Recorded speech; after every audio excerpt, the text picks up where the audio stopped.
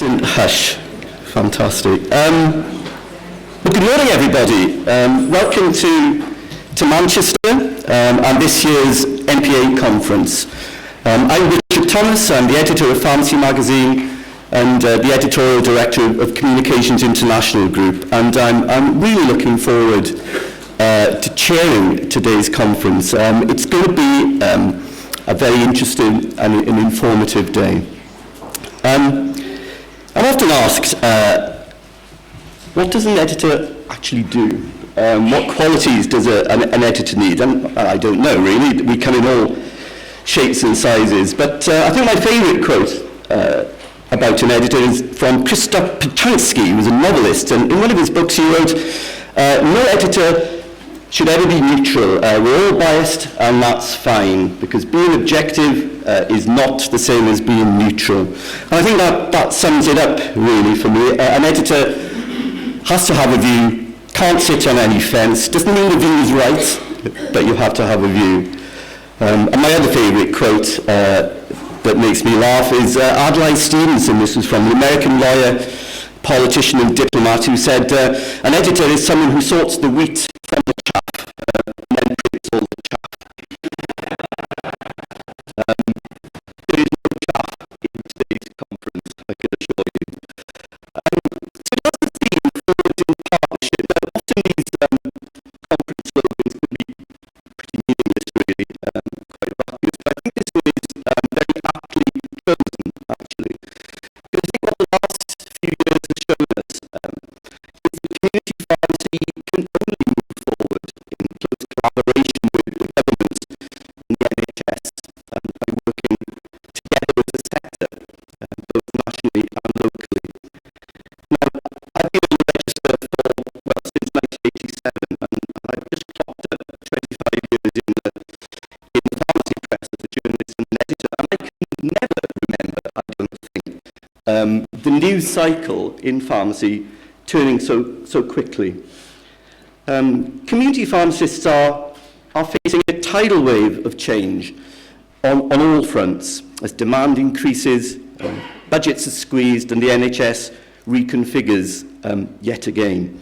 It is tough, and the funding cuts in England in particular are biting hard and creating massive financial uncertainty for pharmacy business owners, and they are paying a high price, I think, in terms of stress and business viability. And I'm sure this will feature in today's discussions, and quite rightly too. So plenty of challenges, we're all aware of those, but plenty of opportunities too. And that's what today is all about, really, because I think there is now clear acknowledgement by governments across all the four nations that community pharmacy is a vital cog in primary care. The question is, how do we move forward in partnership to capitalise on this? Well, hopefully we're going to find out today, and I'm looking forward to listening to our influential speakers and panellists who've been drawn from right across the spectrum, all of whom share an interest in pushing community pharmacy forward in the areas of policy and practice to provide clarity, intelligence, and insight. So you can go back to your pharmacies with a better idea of what's going on and equip yourselves accordingly. So turn on and tune in, really. Today's a fantastic opportunity just to take a little bit of time out from your busy lives to understand a little bit more about the direction of travel for pharmacy, and perhaps to exchange some ideas and problems and solutions with your peers as well in the breaks. Okay, so quick housekeeping. There is no fire alarm scheduled for this morning. If the bell goes off, then what's what to do? The exits are there and there. So run like heck. Obviously, turn on mobile phones to silent, please. Be grateful. You can tweet away your heart's content and join the online debate as well. The conference hashtag is NPA Conf. The eyes of UK pharmacy are on this conference, and it has been live streamed on the Pharmacy Magazine website, so best behaviour, please. And Sam, if you could get my best side, that would be appreciated. And let me take this opportunity to thank the exhibitors for their support. There is a prize draw, apparently, I've just been told. If you visit the exhibition in the lunch break, some champagne is on offer, so that's worth doing. But also, let me thank our conference sponsors, and especially our headline sponsor, Dexel Pharma, and you'll find more information about Dexel in the conference brochure. So, to set the scene for today's conference, it now gives me great pleasure to introduce the NPA Vice Chair, Andrew Lane, with some words of introduction. Andrew.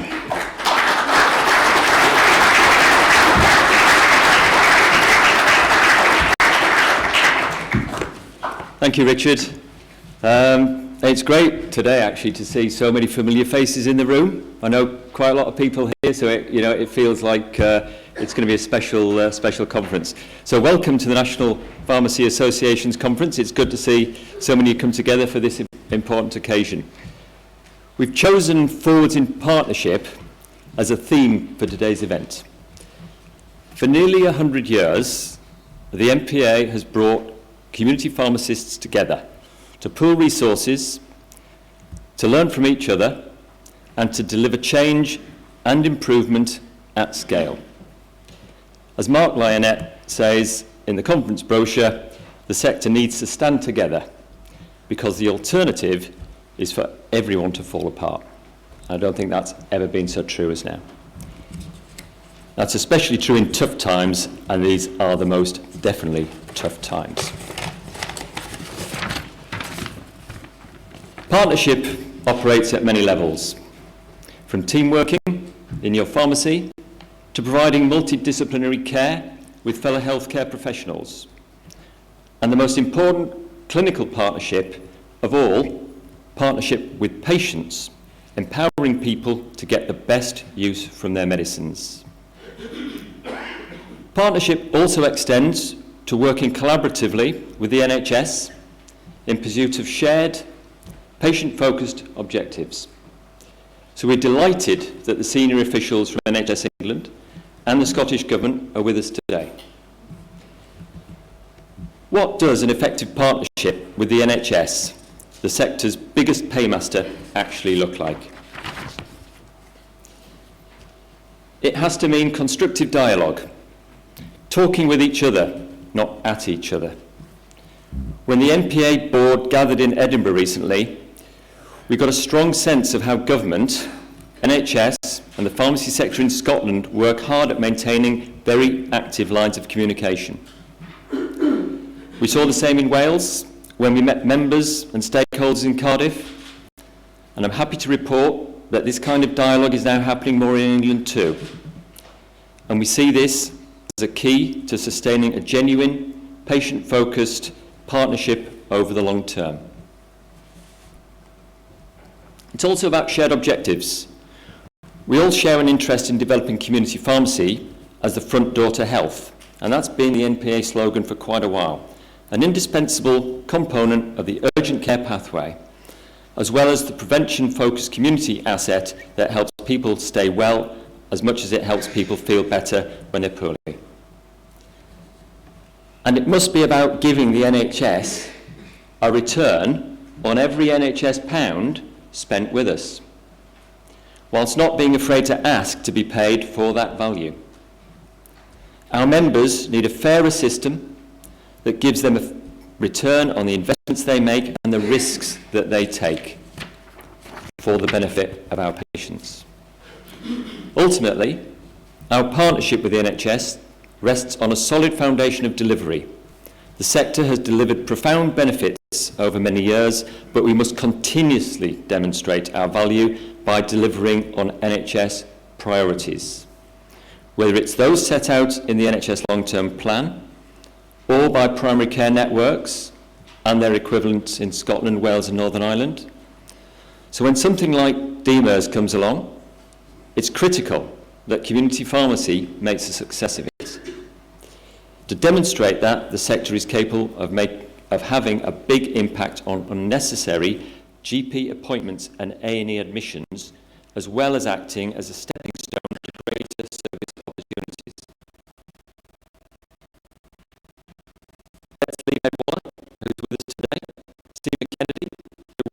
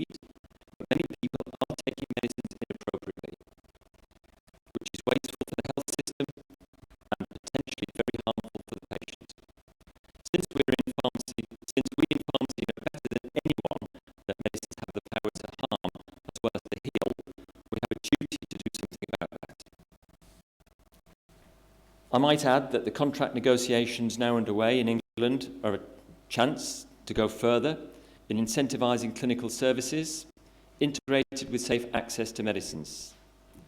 Supply and service go together. This link is a crucial element of the community pharmacy offer. Convenient, face-to-face care from healthcare professionals, locally responsive and community-based. As we go forwards,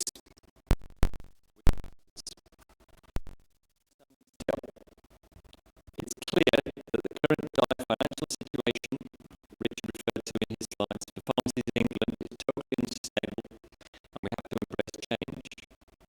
The NPA's vision is for tech-enabled community pharmacies better integrated with other health services, operating efficiently as neighbourhood health and wellbeing centres, providing excellent patient care and recognised as the front door to the NHS.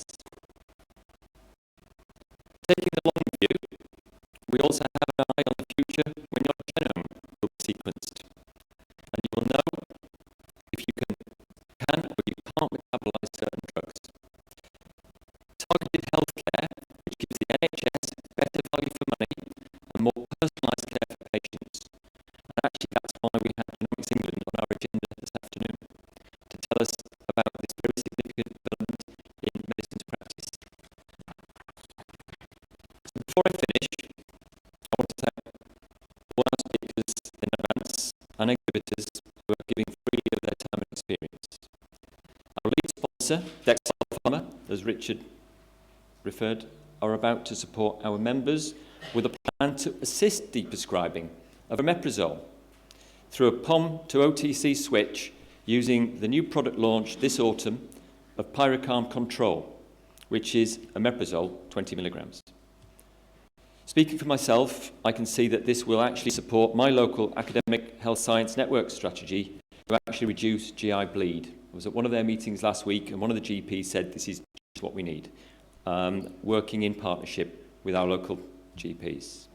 I'm sure many other pharmacists will welcome this as another opportunity to support patients to care for themselves and once again demonstrate the value of local pharmacies as the front door to health in every neighbourhood.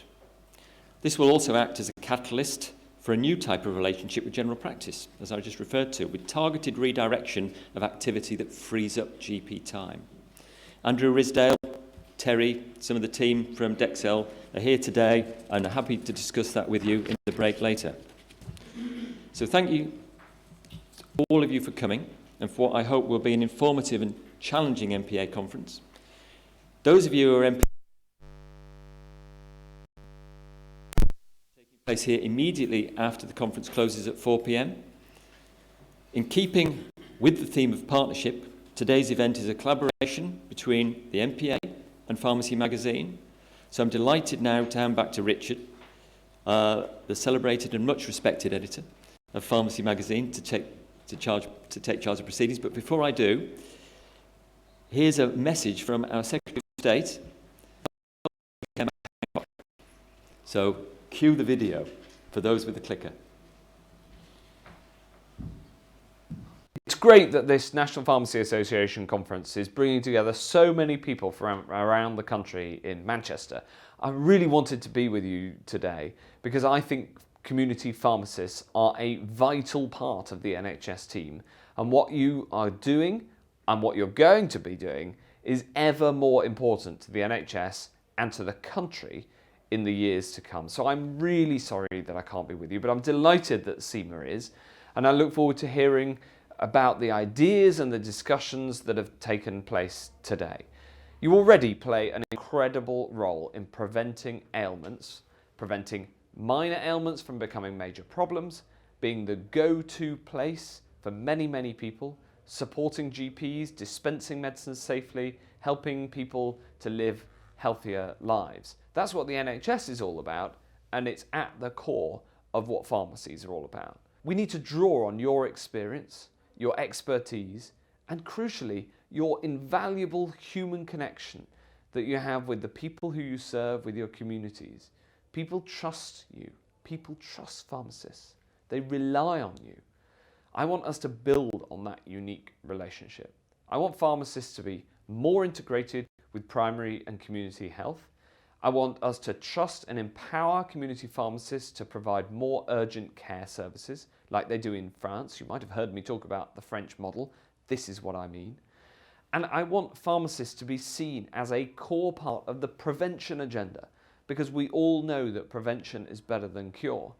And early diagnosis, spotting problems, knowing your patients, and being able to have that long-standing relationship. These are all things that pharmacists do day to day, and they are absolutely at the centre of my vision for the future of the NHS that's embedded in the long-term plan. We all have the same goal in the NHS, a health service that is there for everyone. The NHS needs you to deliver on that mission, to build a health service that is there for everyone in our country. And crucially, health services that are close to where people live, work and shop. Today's theme, Forward in Partnership, it's absolutely spot on. It's exactly what we need in the NHS as a whole, between pharmacists and the NHS, and of course, between the NHS, pharmacists and our patients. Partnership is what it is all about. So let's move forward together. I hope you have a brilliant conference, and I think that we can look forward with optimism to the months and years ahead.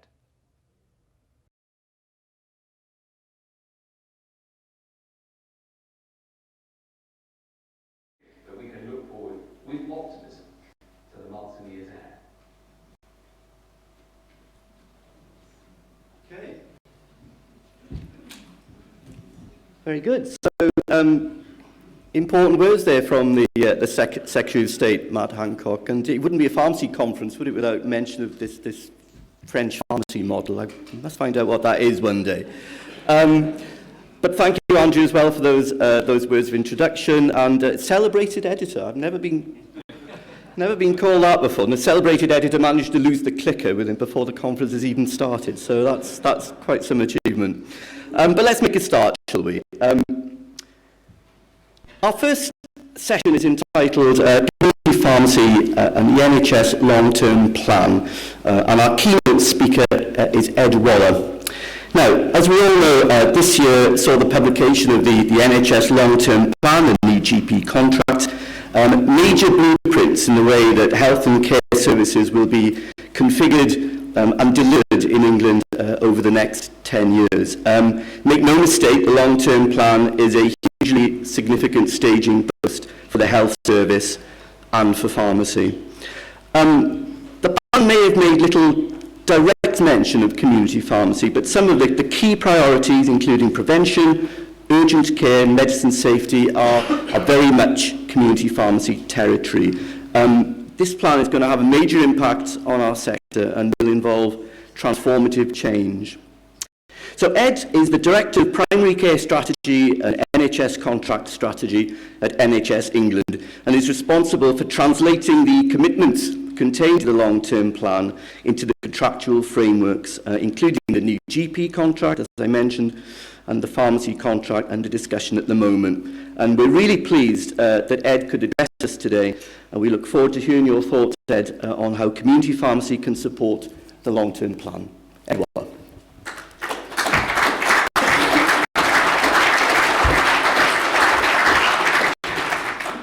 Morning, everyone, and thank you for having me. I think I'm shorter than everyone else. This needs adjusting. What I wanted to do is to try and describe for you a little bit about what that partnership concept might mean in practice. So, who might you be partnering with, and to what end?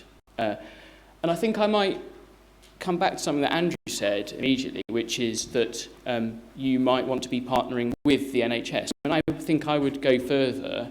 I think when I came to this, I was slightly surprised by the fact that not all pharmacists consider themselves part of the NHS. I would say that you are fully a part of the NHS.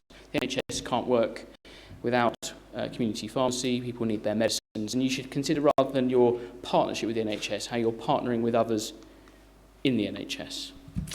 So, Just to state some of the obvious for those of you who haven't read the long-term plan, the long-term plan was really about a couple of different things that are very relevant to community pharmacy in particular. Number one, identifying the really significant killers and conditions that provide the disease burden the NHS is dealing with, and taking some really clear and decisive steps to do something about them, and I'll come back to some of those in a minute.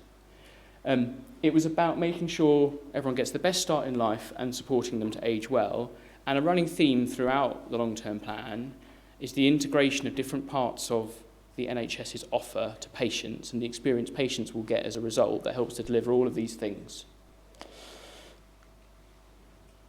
To go a bit further, you will know about ICSs, so the idea that at a system level, so inside Greater Manchester, for example, as we sit here, all of the partners in the NHS, be they commissioners or providers of service, should be part of a collaborative effort to make the system work for what's best overall, and to remove some of the tensions and resolve some of the tensions that exist between some of those providers and commissioners in the way the NHS works.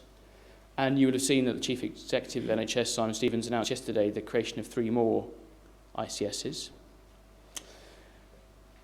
The long-term plan describes the formation of primary care networks. Now, to dispel myths, primary care networks are not new structures, they're not organisations. Primary care networks effectively describes the way in which we want existing providers of care and primary care to work together in the spirit of what the long-term plan describes to deliver better care for patients.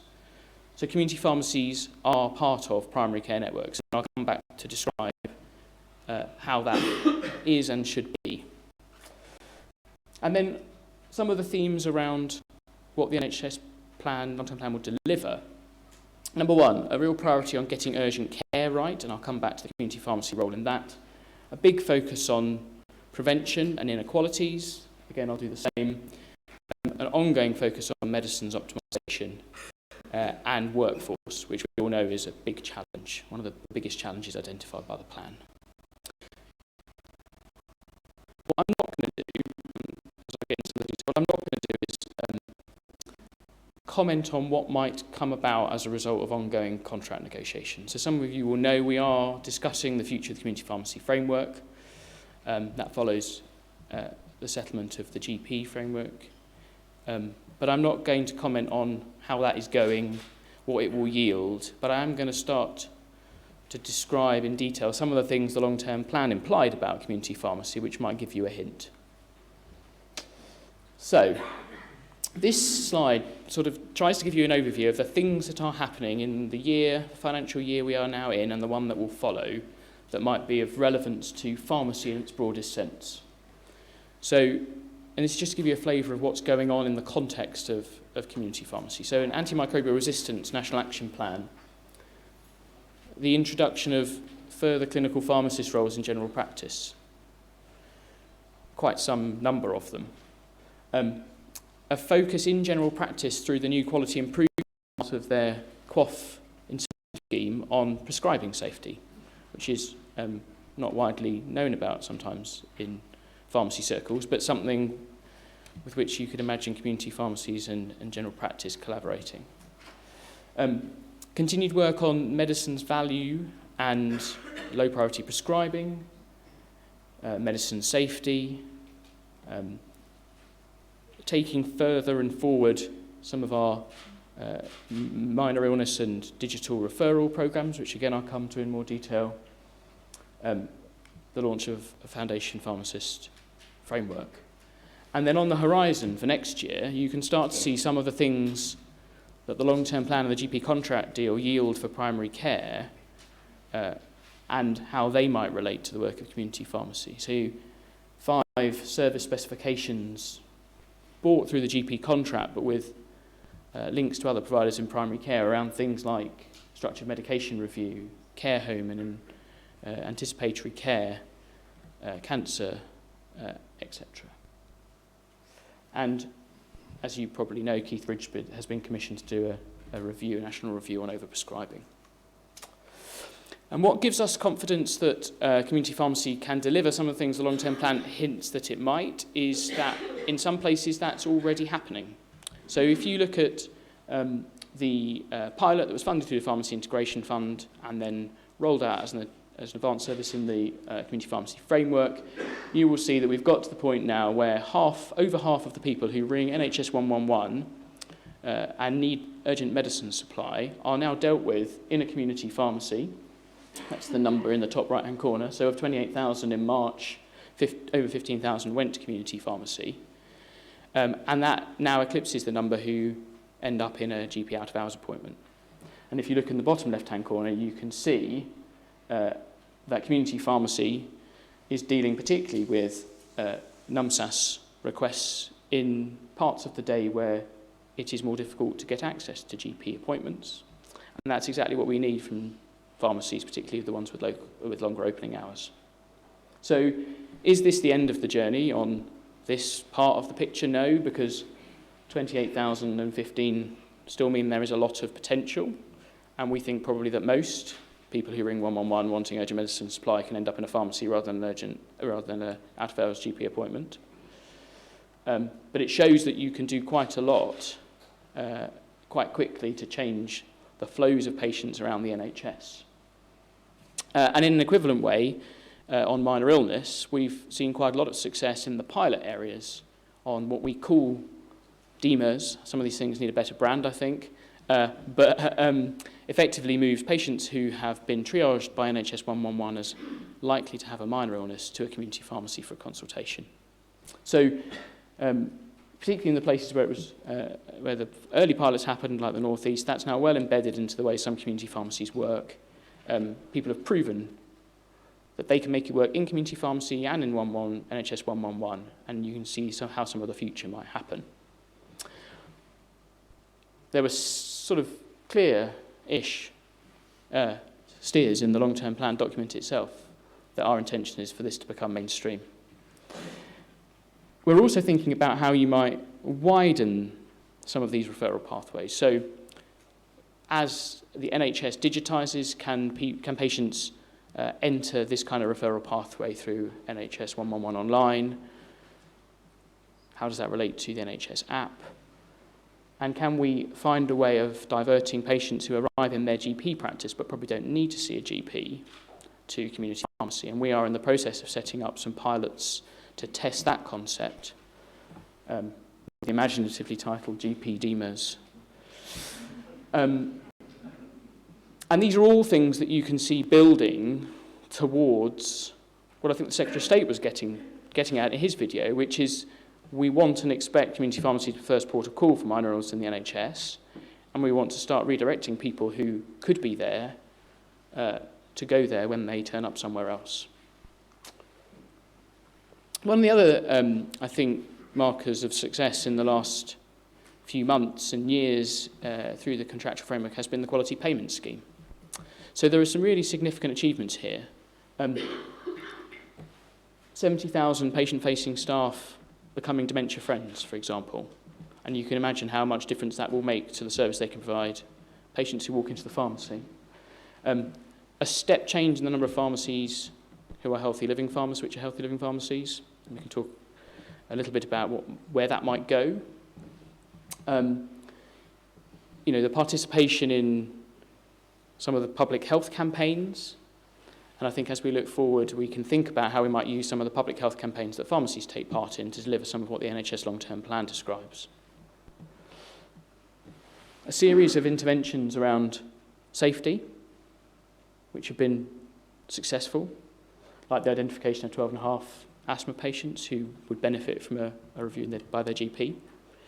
And then some of the things on the right-hand side which people can be cynical about, like rolling out NHS mail in community pharmacy, or ensuring the summary care record is accessible for community pharmacy, has now effectively become have all become mainstream.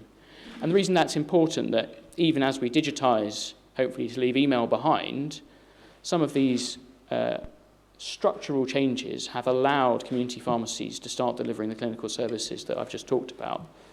And these are safe and secure ways to transmit data between pharmacies and GPs. And I know, as you all do, that more needs to be done to make that as easy and as efficient as it can be, but this is the start.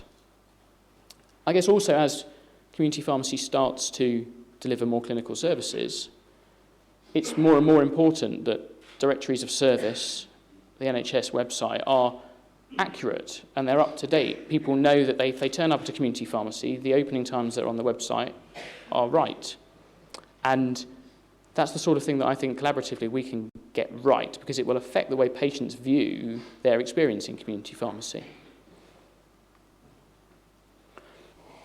So this is a slide, and actually the bottom third is, I think, where we should focus over the next few minutes, that tries to describe how all of the interventions the long-term plan describes around medicine safety, medicines optimisation, service commissioning come together in a system diagram.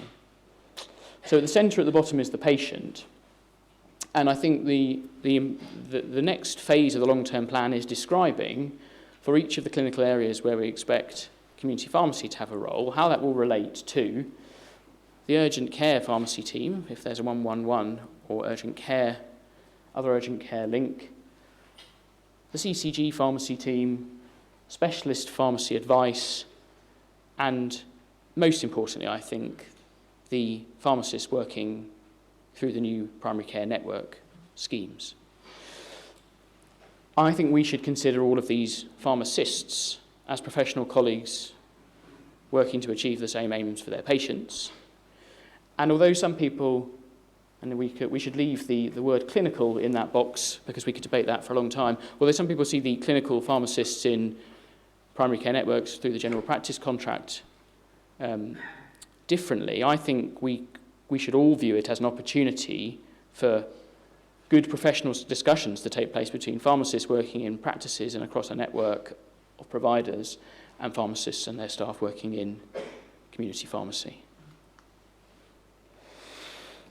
So over the next 5 years, the GP contract deal described how 20,000 new staff would be subsidised and employed in primary care networks. Sort of prime amongst the list of workforce that scheme will introduce to general practice in a sort of in a meaningful way is clinical pharmacists, as they've been termed.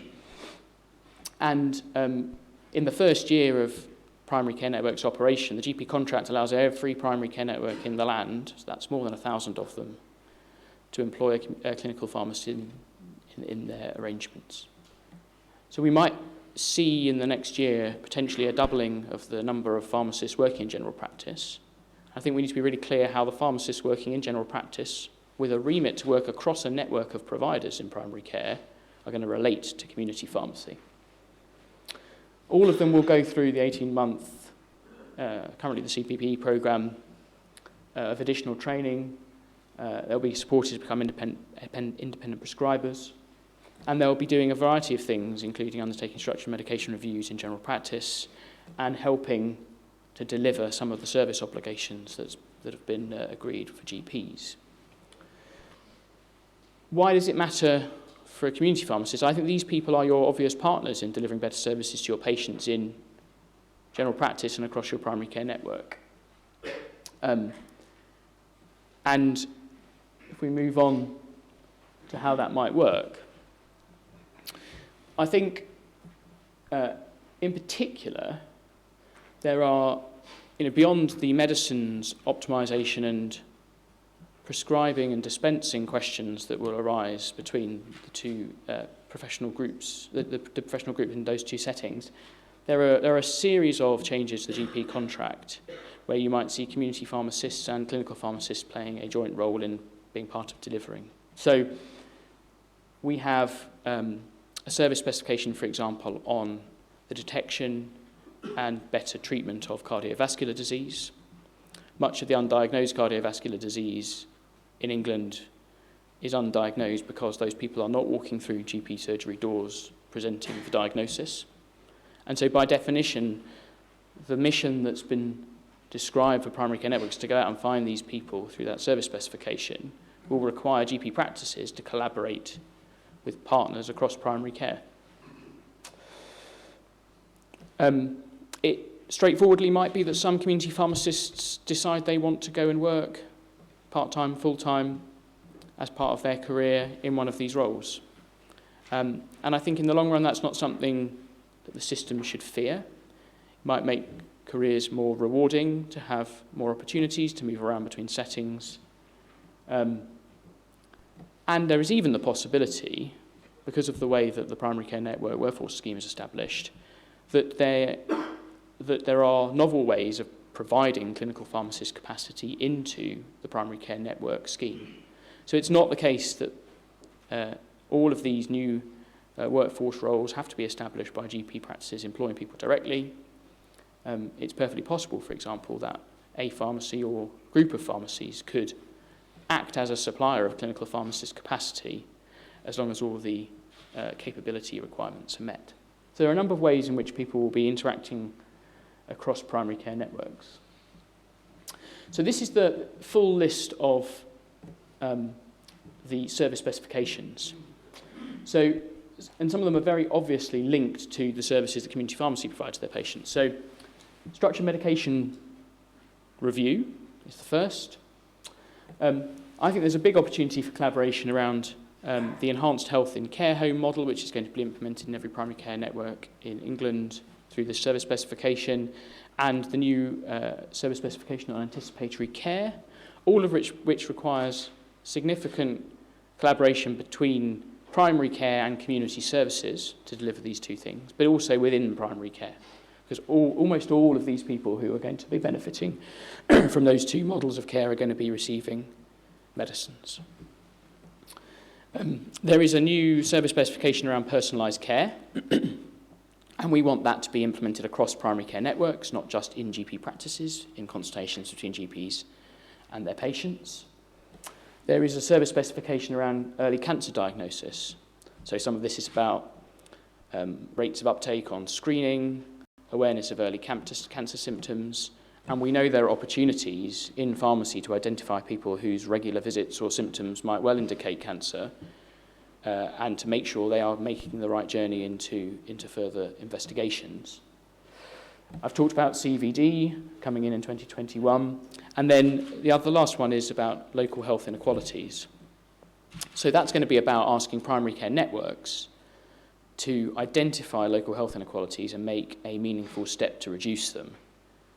And again, given the reach that community pharmacy has into communities and the fact that some inequalities are driven by people's non-engagement with general practice, there are clear opportunities for some of that work on inequalities to be done beyond general practice. Each of these is going to go through a development process. We're going to try and bring a number of perspectives to bear on how they will look. And we have described very clearly that as primary care networks develop, and you should consider 2019-20 to be a development year, the expectation that practices will be reaching out to other partners in primary care and beyond to make the network a meaningful concept beyond general practice will be increasing. So I'll come to talk a little bit about engagement with primary care networks, but be under no illusion that by the time we get a year, 2 years, 3 years into this, the expectation of the links being made between community pharmacy and general practice will be increasing as part of this. So just to try and bring some of that together. So the bottom right-hand corner is, I think, the traditional and obvious collaboration between general practice and community pharmacy around medicines optimization. It may be obvious it's still very important. We're not suggesting it should be any less effective than it is, and in fact, in places there are opportunities for it to be better. In the top right-hand corner, some of the prevention work we need primary care networks to do requires collaboration with community pharmacy. We need to define what happens next for healthy living pharmacy. What does it mean now that the vast majority of community pharmacies are healthy living pharmacies? How do we take that further? A massive role on urgent care and minor illness, largely through the future of things that we're already piloting, and then this increased clinical role.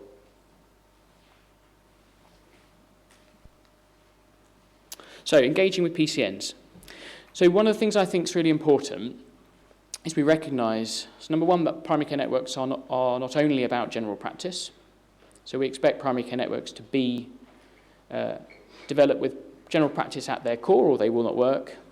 But we expect general practice to engage with other partners to deliver that wider integration. But we also need to recognise that in some places, the development of that general practice core of a primary care network isn't yet there. So in some places, all of this is happening. The general practice collaboration is going on already. Some of the community pharmacy collaboration with that is very effective, and some places are way ahead of this curve. In other places, some of this is very embryonic. And we need to be a little bit careful that we allow this to develop carefully and in a way that will be sustainable. So suggesting an immediate series of engagements between 11,700 pharmacies, 7,000 odd GP practices, and all the other myriad people you think might be involved to make an effective primary care network function as a kind of mass activity in the next few months, you can see how that would be a little bit distracting and potentially destructive to making this fly. Instead, I think what we expect to happen is that towards the end of this month, i.e. in a week and a half's time, it will be really clear everywhere what the primary care network configuration of practices will look like. And that will give people clarity about what network footprints will look like in the place where they work. And that will provide an opportunity to think about how to engage those primary care networks in a meaningful way from community pharmacies' perspective. Each one of those networks will have a nominated clinical director, and it's quite encouraging that not in every primary care network they are not necessarily GPs. So we already have examples of pharmacist clinical directors, nurse clinical directors being appointed. So there will be a focal point in that clinical director for discussions about what clinical model collaboration might use. But there will also be an opportunity to use LMCs on the medical side and LPCs on the pharmacy side to think about how discussions can be brokered between pharmacies and practices about how collaboration will start to be meaningful.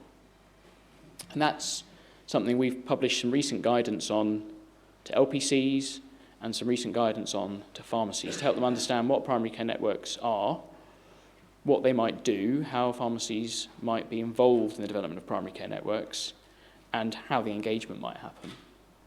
I think it's really important that we think about the mindset change that might be required here in community pharmacy, just to be really straightforward and honest about it. The idea of a primary care network is not that people compete with each other, either for time with others in the network, in the engagement phase, or in the long run in the service phase, to be honest. Some of this is about developing relationships and collaborative arrangements between pharmacies as well as between pharmacies and other providers in the network. And I think in some places that's probably going to be mildly uncomfortable, just as it has been in some parts of the NHS where collaboration hasn't been the norm in the past either.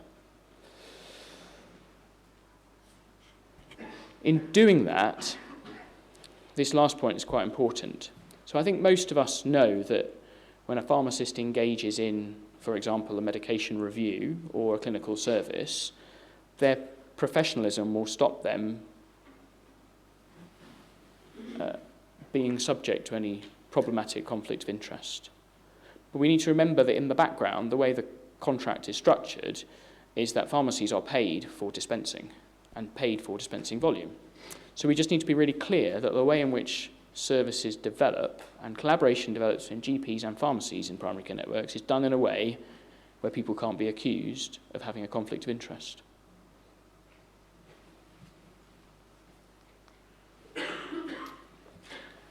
One of the things that we will be able to use to develop some of the collaboration, digital infrastructure, service models, etc., that will make primary care networks functional is something called the Pharmacy Integration Fund.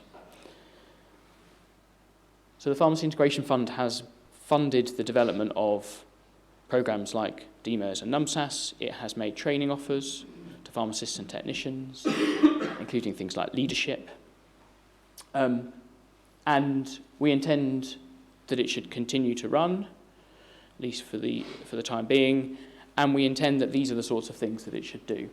So implementation around some of the DMERS and NUMSAS type interventions, pilots where you might extend those into GP practices, into the digital world.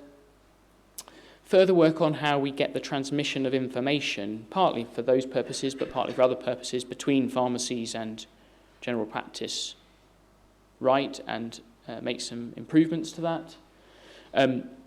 Starting to think about how leadership for pharmacy as a whole, not just community pharmacy, might look in systems, in NHS systems. And there was a pilot run in 5 systems last year, and we're now evaluating it to try and identify what the features of a clinical director post in a system with responsibility for bringing together the way different pharmacists in different settings care for their patients might look like. It will fund new education and training opportunities, some of them connected to some of the service offers. So, for example, we assume that people's basic pharmacy training makes them able to deliver things like DMERS, but continued professional development, training opportunities to help people refresh those skills and maybe further them. And expanding the offer of specialist pharmacy services and specialist pharmacy advice into primary care networks to help them deliver a better level of care. That's all I was going to say. I'm sure we can get this slide in particular, if not all the whole lot, shared. But this is a list of some of the things that you might want to go and look at. The long-term plan itself, even if it's a Control F pharmacy. The regular pharmacy and medicines bulletin that comes out from NHS England. And that will help you understand how some of the policy thinking and professional thinking is happening at a national level. We do now have some resources focused on primary care networks, specifically describing how we expect community pharmacy and pharmacists to be part of those. And some of those were jointly agreed with the RPS and the representative bodies for contractors. In a more modern sense, some podcasts where some of the senior leaders in NHS England have described how we expect some of this to work and answered questions. And that's a series of podcasts that's ongoing. That's all I was going to say. I said that I would take 2 or 3 questions. I guess my only plea is that we don't stray into the contract negotiations, as I said at the beginning. But other than that, I'm very happy to answer anything. And good luck with your network development locally. Thank you, Ed.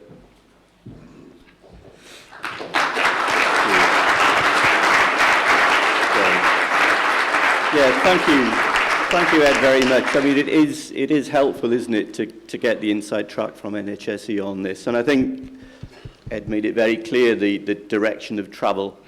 As some of the detail becomes clearer and we understand a bit more detail about the structures and the new commissioning arrangements. So as Ed said, he could kindly answer 2 or 3 questions. So we have roving mics on either side of the room. If you could put your hands up in the air and we will find you. And our first volunteer right at the back there. Okay, Thank you very much for that. Mark Donaghy from Campson's Pharmacy. We're a chain of just over 70 pharmacies, and recruitment of community pharmacists is incredibly difficult at the moment. Lots of our good pharmacists are leaving to go into these new jobs in GP surgeries. We've got one of our pharmacists that we subcontract 1 day a week to a GP surgery. It's a great model, it's really popular with everybody, but there seems to be nothing being done to help with recruitment into pharmacy schools. Our income is going down, yet our wage pressures are going up, and it doesn't even seem to be mentioned at all. Do you have any comments? Yeah, so I guess what I didn't spend a lot of time on was the publication this month of the interim people plan that accompanies the long-term plan. So the long-term plan is quite clear that delivery of what's in it requires a very significant plan to be made for how the workforce will exist to do it. And the interim people plan was published in June. The full thing is to come. There is a lot of thinking going on behind the scenes about the education and training reform and funding and progress that needs to be made to make sure the workforce is in place to deliver the plan. So we accept, we understand that in some places there are particular shortages of particular types of workforce. In all places there are shortages of some types of workforce, and the interim people plan is going to have to start in its implementation addressing some of those workforce issues. Thank you. Question? Any more questions, please? Yes. Right down the front, fourth row in. If you could put your hands up in the air, brilliant. Thank you.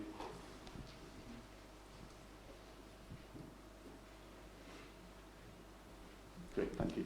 For young pharmacists wanting to develop, to do the independent prescribing, to learn how to do all the diagnostic skills, there's no support for them in community pharmacy.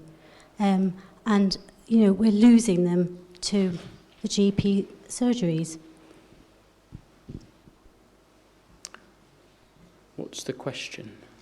What are you going to do to support us to help to retain these bright young pharmacists? So the Pharmacy Integration Fund made quite a series of offers on training for community pharmacy staff.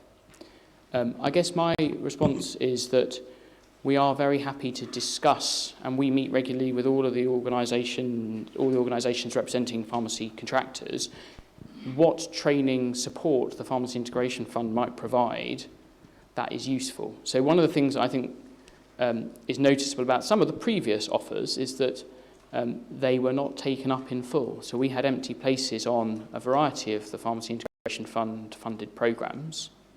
And what we're not quite clear about, and we've discussed this with some of the representative bodies, is whether that represents a lack of appetite for the programme. We know that in some cases it represents a lack of ability to release staff, or a lack of willingness to release staff. And we want to just try and get under the skin of what meant that programmes weren't taken up. And we are very open to discussions about what's missing from the list. Okay, thank you, Ed. We're a bit pushed for time. Excuse me, can I have a last question over here, if that's okay? Okay, yeah, we've got time for one more. Thank you. Good morning. My name's John Davey. I've come across from Liverpool this morning, where we have a few community pharmacies. A number of staff were at a training evening yesterday evening, whereby we were talking and discussing cardiology as an example of the way to move forward. Atrial fibrillation and the cost of the NHS, and being involved in a pilot there to recognise and screen patients in community pharmacy where they're walking in a chirurgeon.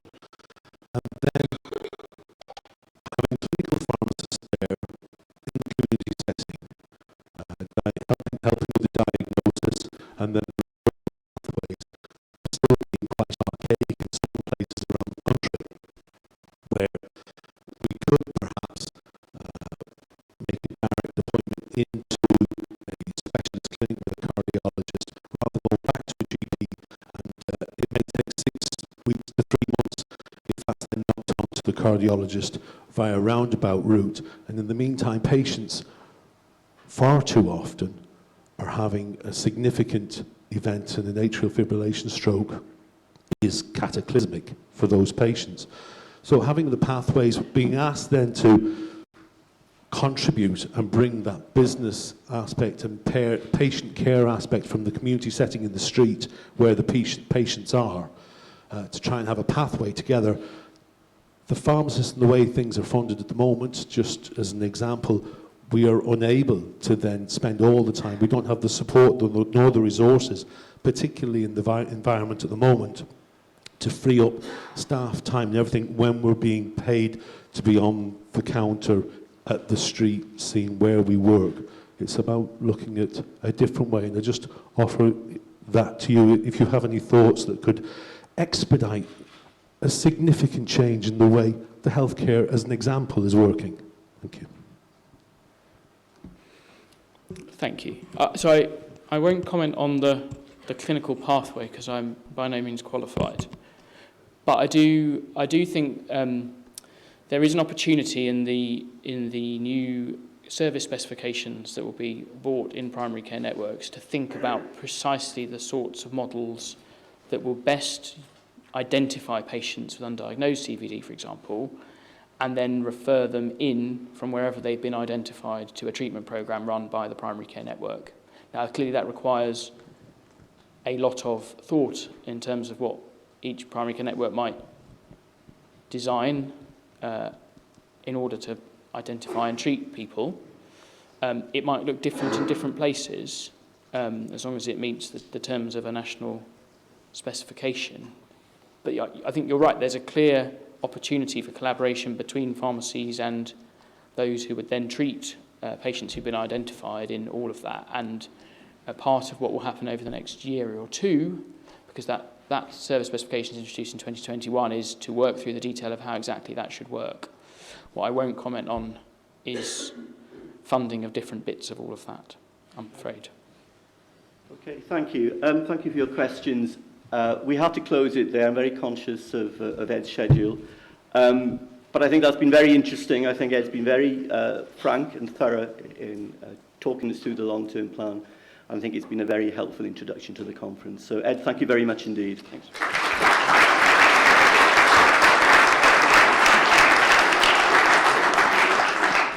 So, well, given what Ed has had to say, there is a lot to discuss and dissect. So, to help us do that, we've brought together an excellent group of panellists, and they've been sitting there very patiently. And I'm going to ask them to come up to the platform now, and I'll introduce them as they do. So, Simon, Rena, and Martin, if you could take your seats on the platform, please. Thank you. Oh yeah, round of applause. Why not? Welcome them to the platform. So very quick introductions, although they will be familiar to all of you. Simon Dukes, of course, is the Chief Executive of PSNC. Rena Barrai is the pharmacy owner at SG Barrai Pharmacy in Sutton and an NPA board member. And Martin Bennett, MBE, the Managing Director of the award-winning Wicker Pharmacy in Sheffield. And as Martin always likes to remind me, that pharmacy opened in January 1952 and has been open every day since. And I'm delighted to have Rena and Martin on the panel, actually, because they are, as you know, outstanding community pharmacists operating at the top of their license, to use that awful phrase, and are exactly the type of progressive and kind of clinically aware practitioners that NHS needs to take this agenda forward. So we've got about a half an hour slot for this, and I'm going to start, I think, by asking Rena and Martin. Rena, you listened to what Ed's just said there. What resonated with you on the ground at the sharp end? And are you reassured or are you worried by what Ed had to say? Thank you for the question. A very nice introduction. Thank you. So whenever I listen to colleagues from NHS England or Department of Health, I think I have quite mixed emotions. And the way I kind of want to describe it is sometimes I kind of look at it with my glass half empty, and when I hear certain things, I start to panic. And I start to think, because the sort of community pharmacy that's often described to us by our paymasters feels very different to the reality of the community pharmacy that we're delivering currently. Many of my contractor colleagues are still, holding on to the supply function, not thinking about some of the things that we've heard about today. And that worries me, because I feel like there's a disconnect in the dialogue between the two of us. And I know the NPA is really trying to, bridge that gap that I kind of see exists. I have made it my business to learn to speak NHS over the last few years. And I think that's a language that community pharmacists really need to understand, so that when you listen to this sort of presentation, you don't feel the panic, and you can see the kind of the motives behind the things that were on the screen. And actually, if any of us want to use the other analogy that when I listen to these things is about when my glass feels half full. I actually feel a little bit excited about some of the opportunities that are out there. And for me, I think that the opportunity is the DMIRS and the urgent care. Because for me, urgent care for community pharmacy is our own agenda that's actually quite literally out there for us to own. I feel that for various reasons. One, because many of us know that we give advice all the time over the counter, but it's not something we're actually paid to do, but it's something we do. And finally, we might actually get paid to do something we actually, we do every day. So that's a good bonus. And secondly, we've all been taking part in these campaigns over the last few years about coming to your pharmacy first. Isn't it great to see that there is some money put towards that and actually, to come to your pharmacy first because there is a service there for you to come to your pharmacy first? I'm also very keen to kind of, work at the top of my licence, and I'm very interested to the two questions from Mark and the other lady about pharmacists and the retention problem we have, and I face that in my own pharmacy. And actually something like GP DMIRS is sexy for community pharmacy, isn't it? If we can create a community pharmacy kind of workforce that is quite happy to listen to chests and look in ears and look in throats and really give a quality service to DMIRS, that makes our offering as employers very sexy as a GP pharmacist, for example. So I think there's some real benefits of the service there. I also think we need to listen to what the NHS is telling us to do. I think it's time to kind of move forward in partnership. I really do think that theme is going to resonate throughout today, and we can't afford to have the slow starts that maybe we did with things like MURs, because we really need to prove that we can do this, and I really think we can. So that's where I'm kind of feeling right now. I'm also, the glass half empty, glass half full, and I think that's probably how a lot of my colleagues feel. We do recognise that there is potentially a future, but every day in our pharmacies we are struggling. And it's very hard to think about that glass half full. And the word I kind of use is, what we hear is a lot of constructive ambiguity. I don't know whether this is a short-term plan, is this part of a long-term plan, and we really do need that clear vision to think to ourselves, what, I'm going to think my glass is half full, I'm going to go for it, I'm going to put all my energy into it, because we really do need that long-term vision to be able to plan like that. And that's where I'm at, if that's honest. Yes, it is, Rena. Thank you. Quite like the idea of rebranding DMIRS as the sexy service. That might be an idea for Ed and the team. Martin, are you worried or are you encouraged by what Ed had to say?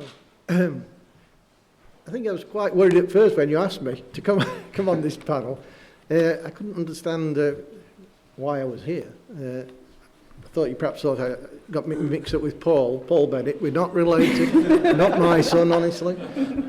You look very similar. But I think it was, I came to the conclusion that they wanted an old fogey that got a bit of a historical perspective on things. So that's kind of my role. And it would have been nice, originally Bruce Warner was going to be here as well, and Ed was staying. And it would have been nice, I think, for some of the comments that will eventually come to have gone back to them. But on the plus side, without them, we can perhaps say a few more things that we might not want to say. Ed's still here. So you will be able to get the benefit of my historical perspective. So my background is, I'm from Sheffield. Went to Bradford University, did a pre-reg in hospital. Before working in community in Jersey, Channel Islands, and then to North Wales, and eventually in 1973 landing up at Associated Chemists Wicker Limited, where I was managing director, otherwise known as the Wicker Pharmacy. And the Wicker Pharmacy was the first consortium-owned pharmacy in the country. So all the community pharmacists, the independent community pharmacists in Sheffield, got together to work together in a collaborative way, as we're talking now, in order to solve the problem of availability of medication in the evening and at weekends. And so the Associated Chemists was set up 1952, as we've already heard, and has been open every day since, open till 10 o'clock at night and 8 on Sundays. There were originally 45 shareholders, all owned their own community pharmacies, and they were able to send people to their central establishment in an evening. And it's a model that's still worth thinking about. We've now evolved that slightly because of the change to multiple ownership, and now the shares are mainly owned by staff, so it's mainly an employee-owned organisation. But it has enabled us to lead the way over the years in many aspects. We've been at the forefront of pharmacy development. We were one of the first to introduce typewriters. Even when I started, that was one of the first things we did. We then had an early computer system, a machine called a pharmatriever that you press a button and the shelves move round, and eventually the tablets that you want came to you. We had continental drawer systems. Practice leaflets was something that we introduced to pharmacy. We have a separate department now that sells mobility products. Consultation rooms, supervised methadone, separate area for methadone. We've got 2 robots. Summary care record was something that James Wood, who was at the back somewhere, was instrumental in demonstrating proof of concept. And we've won a number of awards. We're the first pharmacy to be deemed excellent by the General Pharmaceutical Council. So, given that, you would think that it would be a model that the Department of Health would like to see prosper and at least survive, but far from it. That initial 12% cut that we had turned into 20% for us, and the ongoing 6% or so was a 14% cut. And combined with Category M clawbacks and the medicine shortages, it's meant that for the last 2 years, we've been dispensing over 20,000 items a month at a loss. At a substantial loss, I'll say.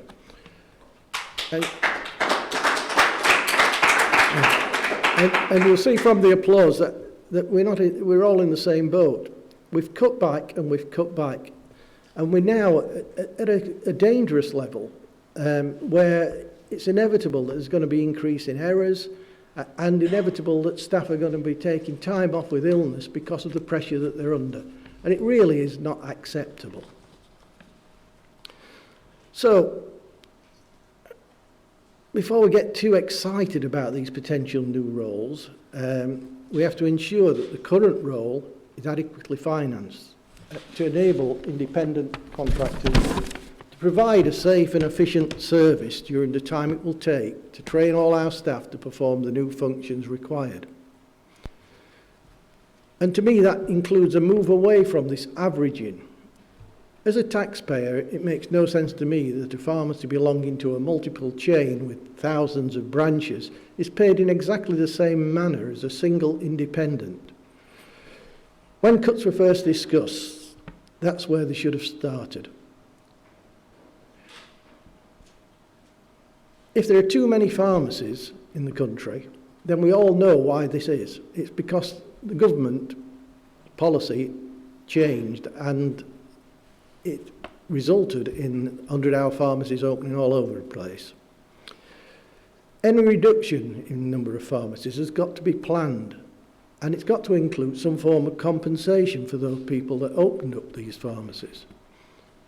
That's only fair. Forcing closures by financial attrition is not an acceptable policy.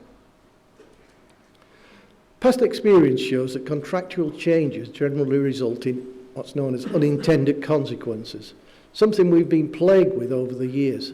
So we need some idea of what these changes are going to be and a means of feeding back information to our negotiators before we embark on the new road. And I think we're all here and we're all under financial pressure. But I think despite all these cutbacks, we must continue to support the NPA, because as independents, we need them fighting our corner. We need the voice demanding an immediate increase in funding to ease cash flow. Finally, I'd like to urge you to not to expect overnight changes. Back in 1992, and there may be some of you that remember this, we set up a joint working party into community pharmacy. made up of Department of Health officials and the great and the good of pharmacy. And after many meetings, they produced a document entitled Pharmaceutical Care, the Future of Community Pharmacy.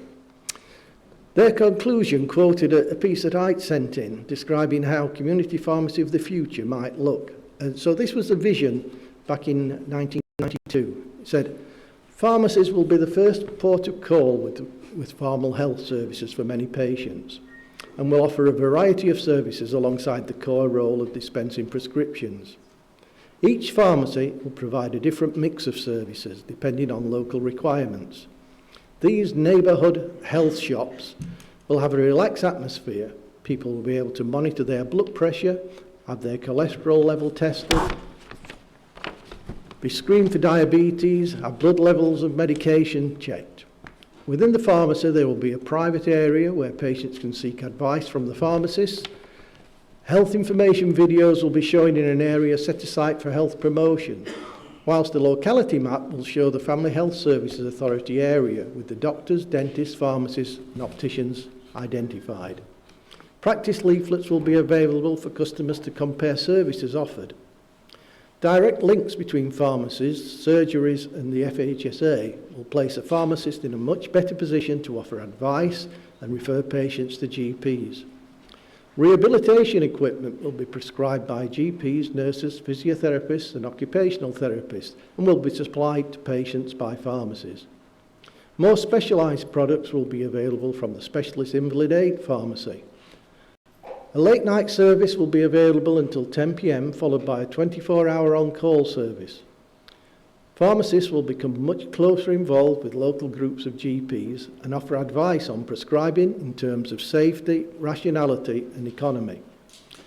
Continuing education of pharmacists will be seen as an essential part of their contract. A full domiciliary service will be available. Sorry to bring you up in full flow. Are you coming to the end of your... Yes. That's okay. No, they're very valid points. It's important you made them. Right. This was a domiciliary service will be available for housebound patients. And the working party concluded, we share that vision. The implementation of the recommendations in this report will take community pharmacy a long way towards achieving it. So I find it interesting and enlightening looking back at the 27 years and just how far we've come along that path and how long it's taken. So to sum up, we need some immediate changes to improve cash flow. That's absolutely essential. But the future role and the way it's going to be, I find it's difficult to see that we'll be able to get that sorted out in the time frame that's available. And I think there's two aspects of this. It would be better to take longer over the future role and make sure we get it right and we can implement it all. But we need some urgent action immediately to make sure we're still here in order to be able to provide that future role. Thank you, Martin. A dose of realism as ever. And Martin, you were ahead of the game back in 1992, weren't you? So Simon, obviously I can't and I won't ask you to discuss the confidential negotiations with DHSC. But what was your initial reaction to Ed's comments? And maybe you could outline the general approach to PSNC as we move forward with the long-term plan. I think that I tend to look at the title of this of today is about partnership, and when you look at why partnerships fail, I think it's quite telling. Partnerships fail because of lack of vision. They fail because perhaps the wrong people are involved. They fail because we might be focusing on one particular thing at the exclusion of a bigger thing. They fail because of lack of trust between the entities. They fail because of lack of or poor process, perhaps poor decision making, and they fail as a result of stalemate, as stasis between the parties, perhaps because of a perceived advantage that one party has over another. And even though we are at early stages of the long-term plan, I think there are some causes for optimism and there are some challenges for us as a sector. We have one customer, and we've heard from NHS England earlier. We have a vision. The vision has been articulated to us. It is the long-term plan. It's not clear in every specific detail, but it is clear about the direction our customer wants us to go in terms of urgent care, in terms of prevention, in terms of medicines optimization and safety, and working collaboratively in a primary care network. But I do think that trust is still an issue. Trust we have to continue to build on. Trust between NHS England and our sector and vice versa. Trust between independents and multiples. Trust between independents, multiples, and online pharmacies. I think in perhaps a year or so ago, trust between different pharmacy groups. Although I'm really pleased that A, that you've invited me, thank you, and B, that that is changing rapidly. But also, of course, trust between professions, community pharmacy and general practice, which will be key to the future success of the long-term plan and the vision of community pharmacy within it. So it is a big threat to the successful partnership, but I think that we're making a good start and a good approach towards it. But of course the elephant in the room is the elephant that I can't talk about, which is that, and as Martin's already alluded to, and some of the questions that have already been articulated, is that while we do need to be more NHS, we do also, of course, understand and accept that you are all individual businesses that are competing with each other.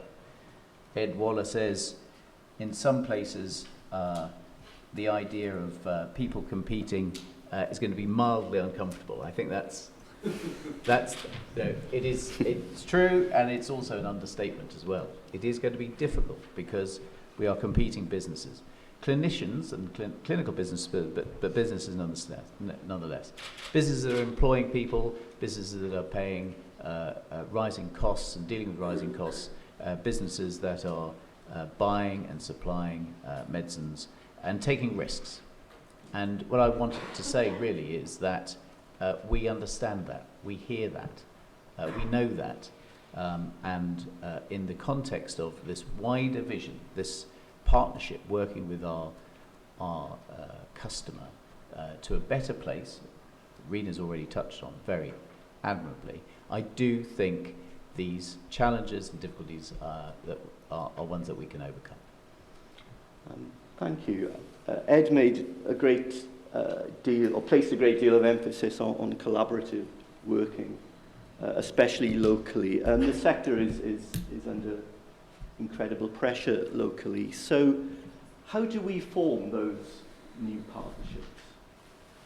You're looking at me. I am looking at you, really. That's fine. So I guess for me, the way I see it forming, and we'll hear from Michael Lennox a bit later on, who's going to talk about it as well, is we've got PCNs developing, but actually in collaboration with that, I think we need to form CPNs, which are community pharmacy networks, that we're going to have to go forwards in partnerships with the colleagues that maybe we have been in conflict with.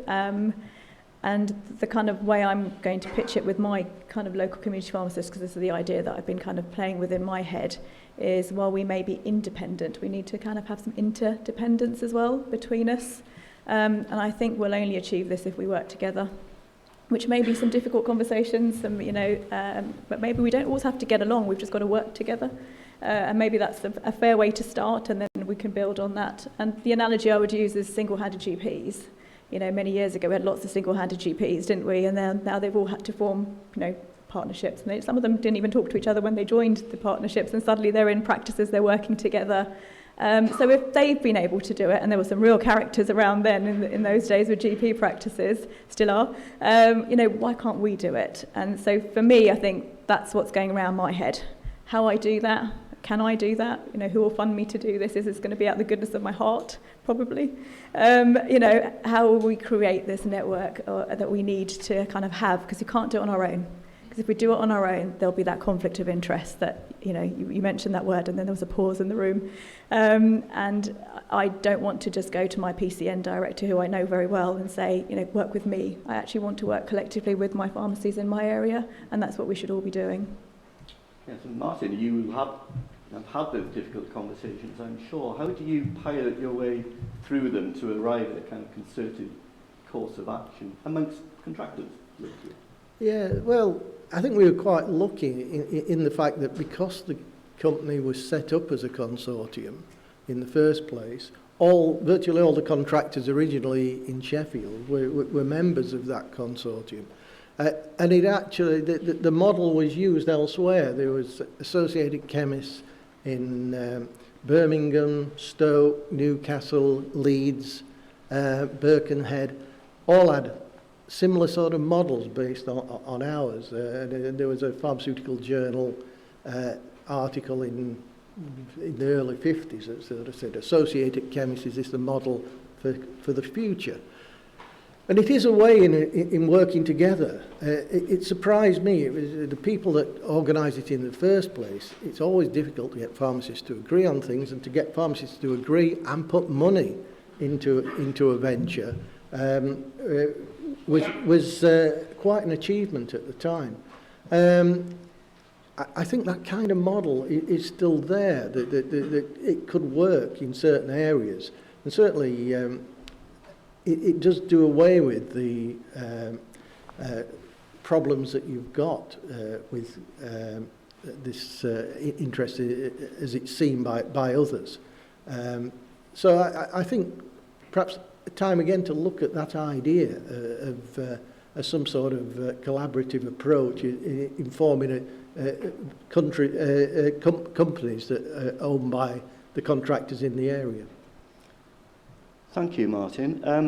One more point for Simon. Local engagement clearly is the key here, and pharmacists and contractors are going to need a lot of help there.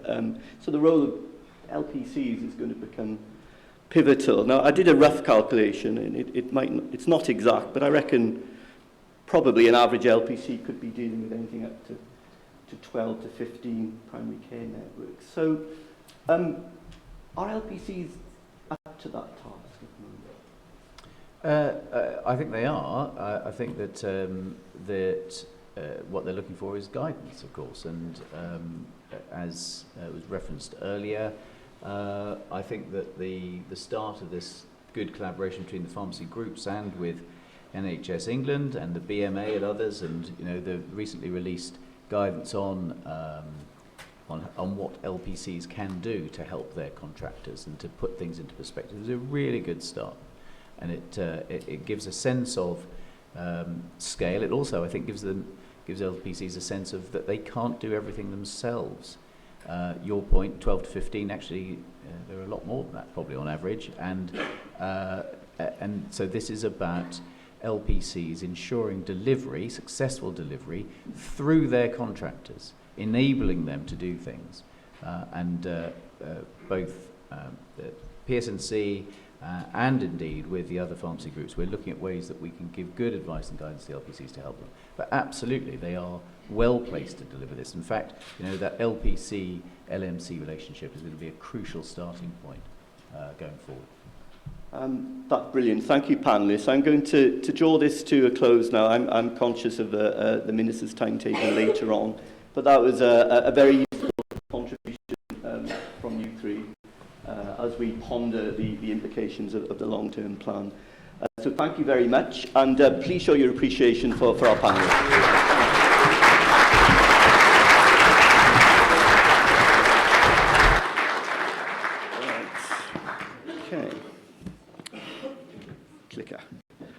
Okay, that was a great first session. I thoroughly enjoyed that.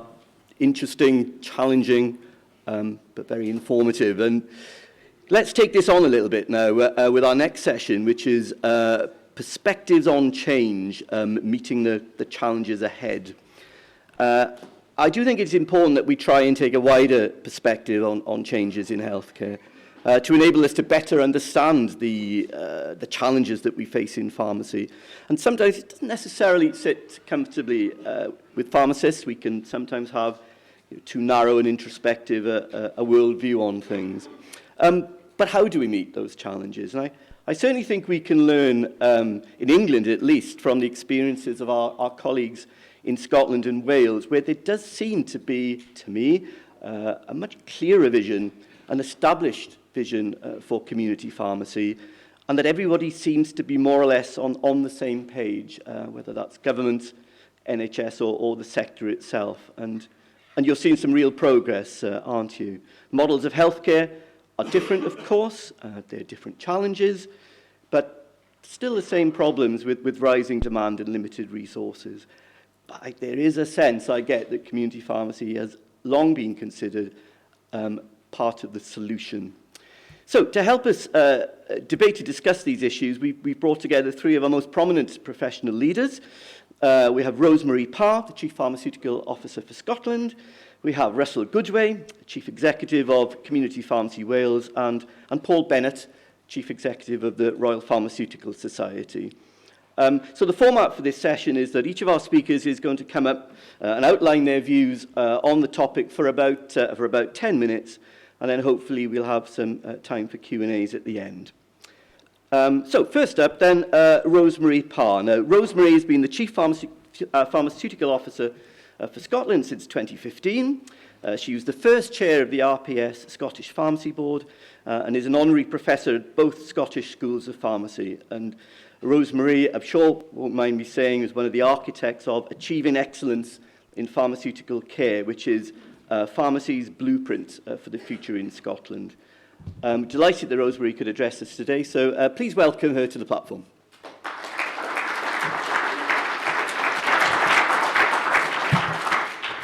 Can I say thank you for inviting me? Hopefully you can hear me okay. I'm jumping about at the other end of the stage.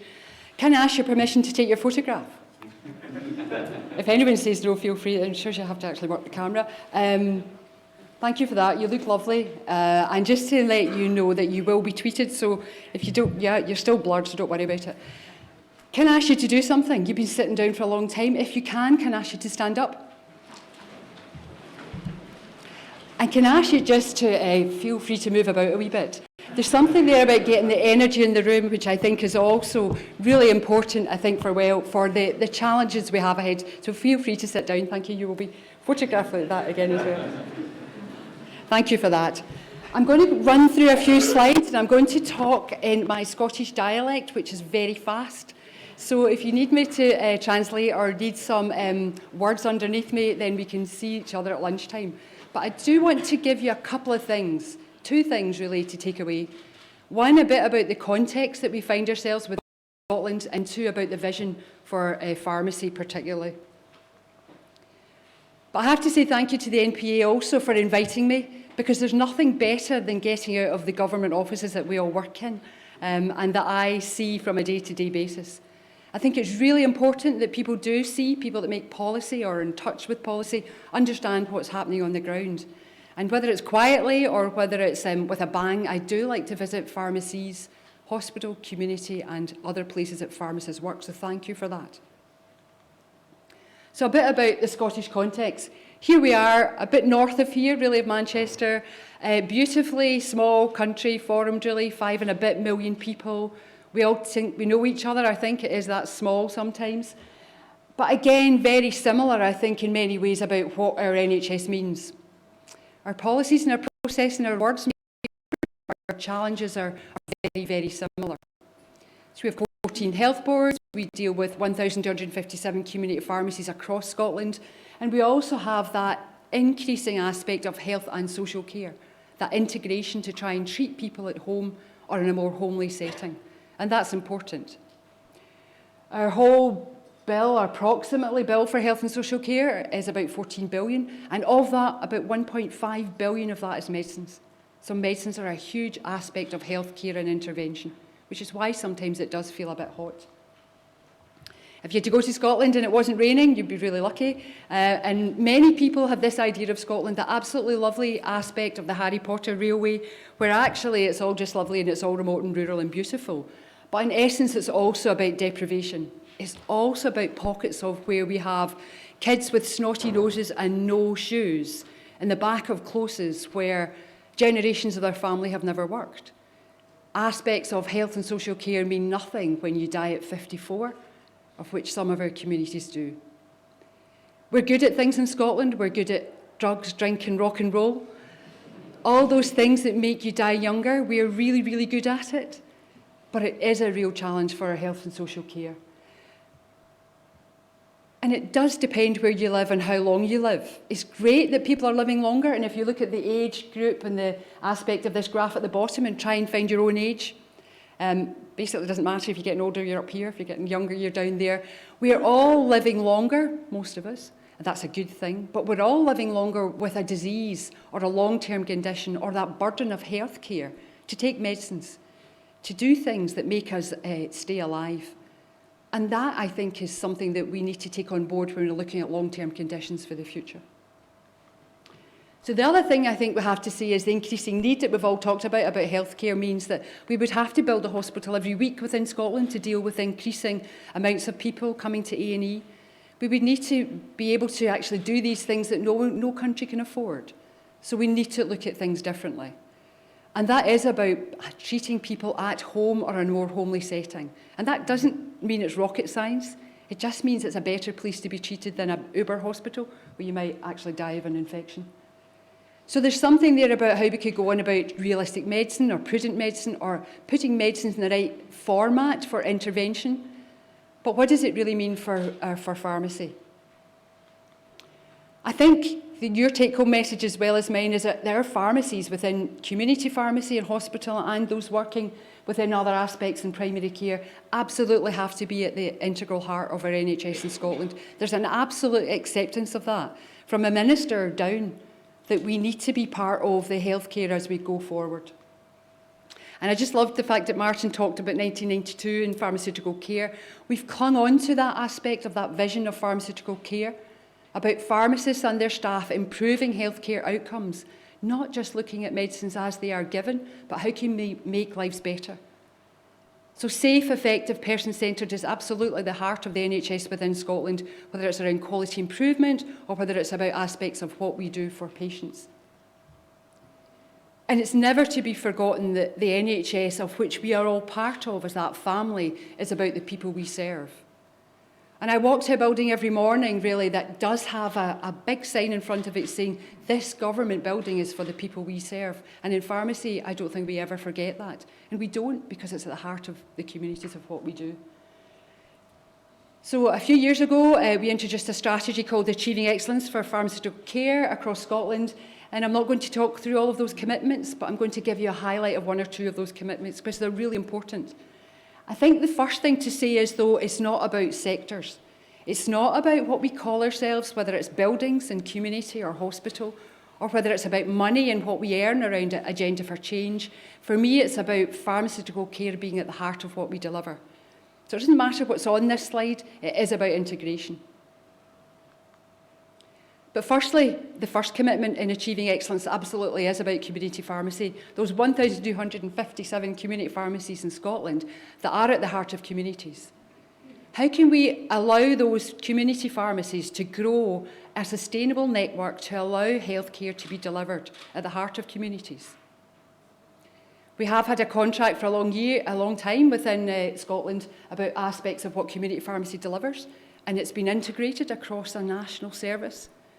And what we're trying to do now is to bring that integration forward and modernise it, for want of a better word. So how do we allow that first port of call that we've spoken about to be community pharmacy, to be pharmacy first across Scotland? And this year we're rolling out Pharmacy First across all of our 1,257 pharmacies to allow patients to come to community pharmacy before they go to A&E or before they go to their GP practice. This is a similar theme. And how we want to do that is to build on Pharmacy First and build those services to allow patients to come there first. But it is a different way of looking at things. There is something there for me about how then do we build upon that as we go forward. And we can't just do the same old thing. So also I think what we have got is joining up with Community Pharmacy Scotland and their vision, which is quite similar to our vision as well, along that parallel track to try and look to see what we need to do to modernise our community pharmacy agreements, frameworks as we go forward. And this isn't easy. None of this will be easy to do or a quick win, but it's really, really important. And every single person that goes to work in pharmacy does want to do a good job. They do want to make things better. And how can some of our quality improvement initiatives build on that? I'm happy to talk about that later if that's a good way to talk about through some of our QI improvements. The other place and commitment we have, and you'll see that within England and Wales, is there is a move to try and create less chaos in a GP practice. And I mean less chaos, not just about capacity, but also about what the medicines and how the medicines are treated within a GP practice. Particularly within Scotland, the area that I know, 80% of medicines are repeats, and the repeating system we have for medication is chaotic.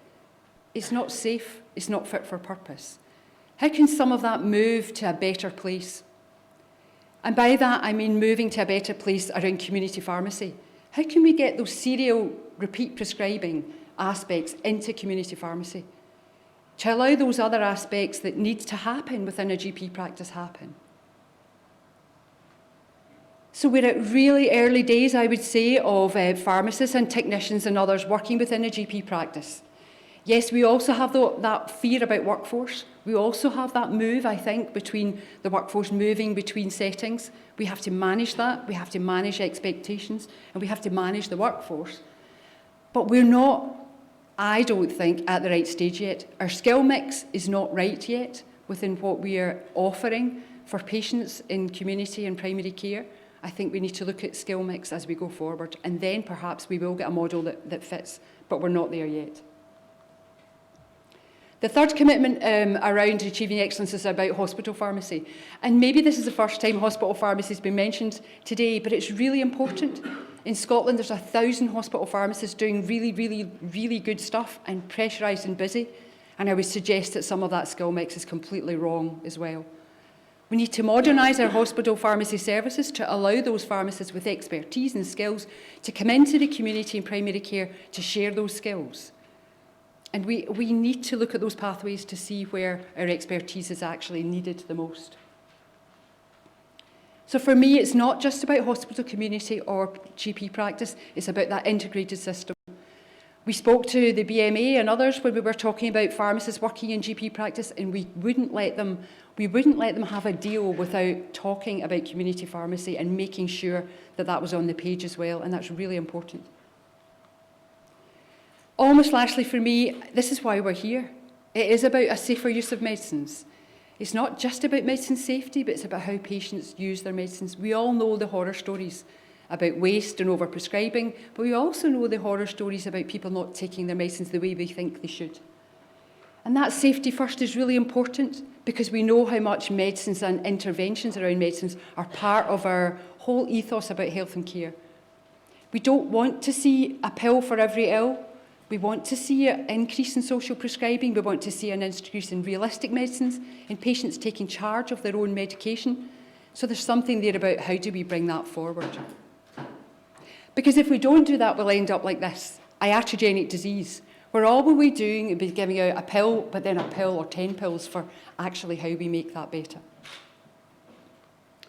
So finally, there is something there about our commitment to workforce. It's really, really important that we get our workforce, our skill mix correct, and it's a really, really difficult thing to do. Every single workforce plan is wrong. It doesn't matter what profession you're in, it tends to be too slow and not responsive enough. And we can understand that. No one will ever get the figures right or the numbers right, but we do understand also, I think, where the competing aspects are. So for me, it's really important to say that for what patients want, we know what patients want. We want their healthcare professional to be competent. It's a really strange thing to say and simple to say, but it's really important. And for that competence, I think we have to support people. We have to support people both at undergraduate and postgraduate And aspects of that, I think, hopefully we'll touch on as well. How do we support people through this journey? Because it will be different. Hopefully we'll talk about clinical careers, and hopefully we'll talk about careers that support people. And I don't really think clinical's the right word. I'm trying not to use advanced, specialist practice, clinical, all of those words. We're pharmacists here. We're at different aspects of our careers, whether it's early careers, a bit more middling careers with expertise, or in fact at the top of your licence, that horrible phrase. That support's really important, because what we want to do is to move that capacity and capability forward. I'll finish with the elephant in the room. Simon did mention that elephant. There is something about, well, what does that really mean for me? What does it mean for us as we have investment, our lives, our pensions, our aspects of what we take care of on a day-to-day basis invested in pharmacy? And I think for me, the future is really bright. The future is about pharmacy. There absolutely is a huge need for pharmacy. As we've said earlier on, pharmacy is the new black. Everyone wants part of us. How do we make that meaningful for patients? But there is something also about working in partnership and working for change. And I think there's something there about how we do that. Simon mentioned partnerships that fail. Partnerships that lead are about vision, leadership and trust. And I think as we go forward, hopefully that's about patient care. Thank you for listening.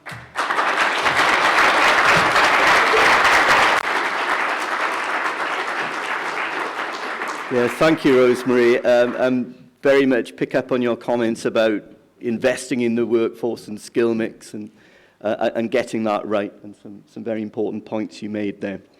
Okay, so next, let's go to Wales. I'm always happy to go to Wales, and I'm going to introduce Russell Goodway, who is the Chief Executive of Community Pharmacy Wales, of course, the negotiating body for contractors in Wales. And Russell has now, I think, completed 10 years in the role. Has been a councillor on Cardiff City Council for nearly 35 years and is a former leader of the council and indeed a former Lord Mayor of Cardiff. And as in Scotland, there seems to be some real momentum behind pharmacy's changing role in Wales, with investment and support from the government. It seems that real strides are being made in the Principalities. So, Russell, could you talk us through some of those, please? Yeah, thanks very much. And thank you for having me. I always feel the need when I speak on platforms like this to say in advance, a bit like you do on Twitter, that the views I express today may not be those of my employer.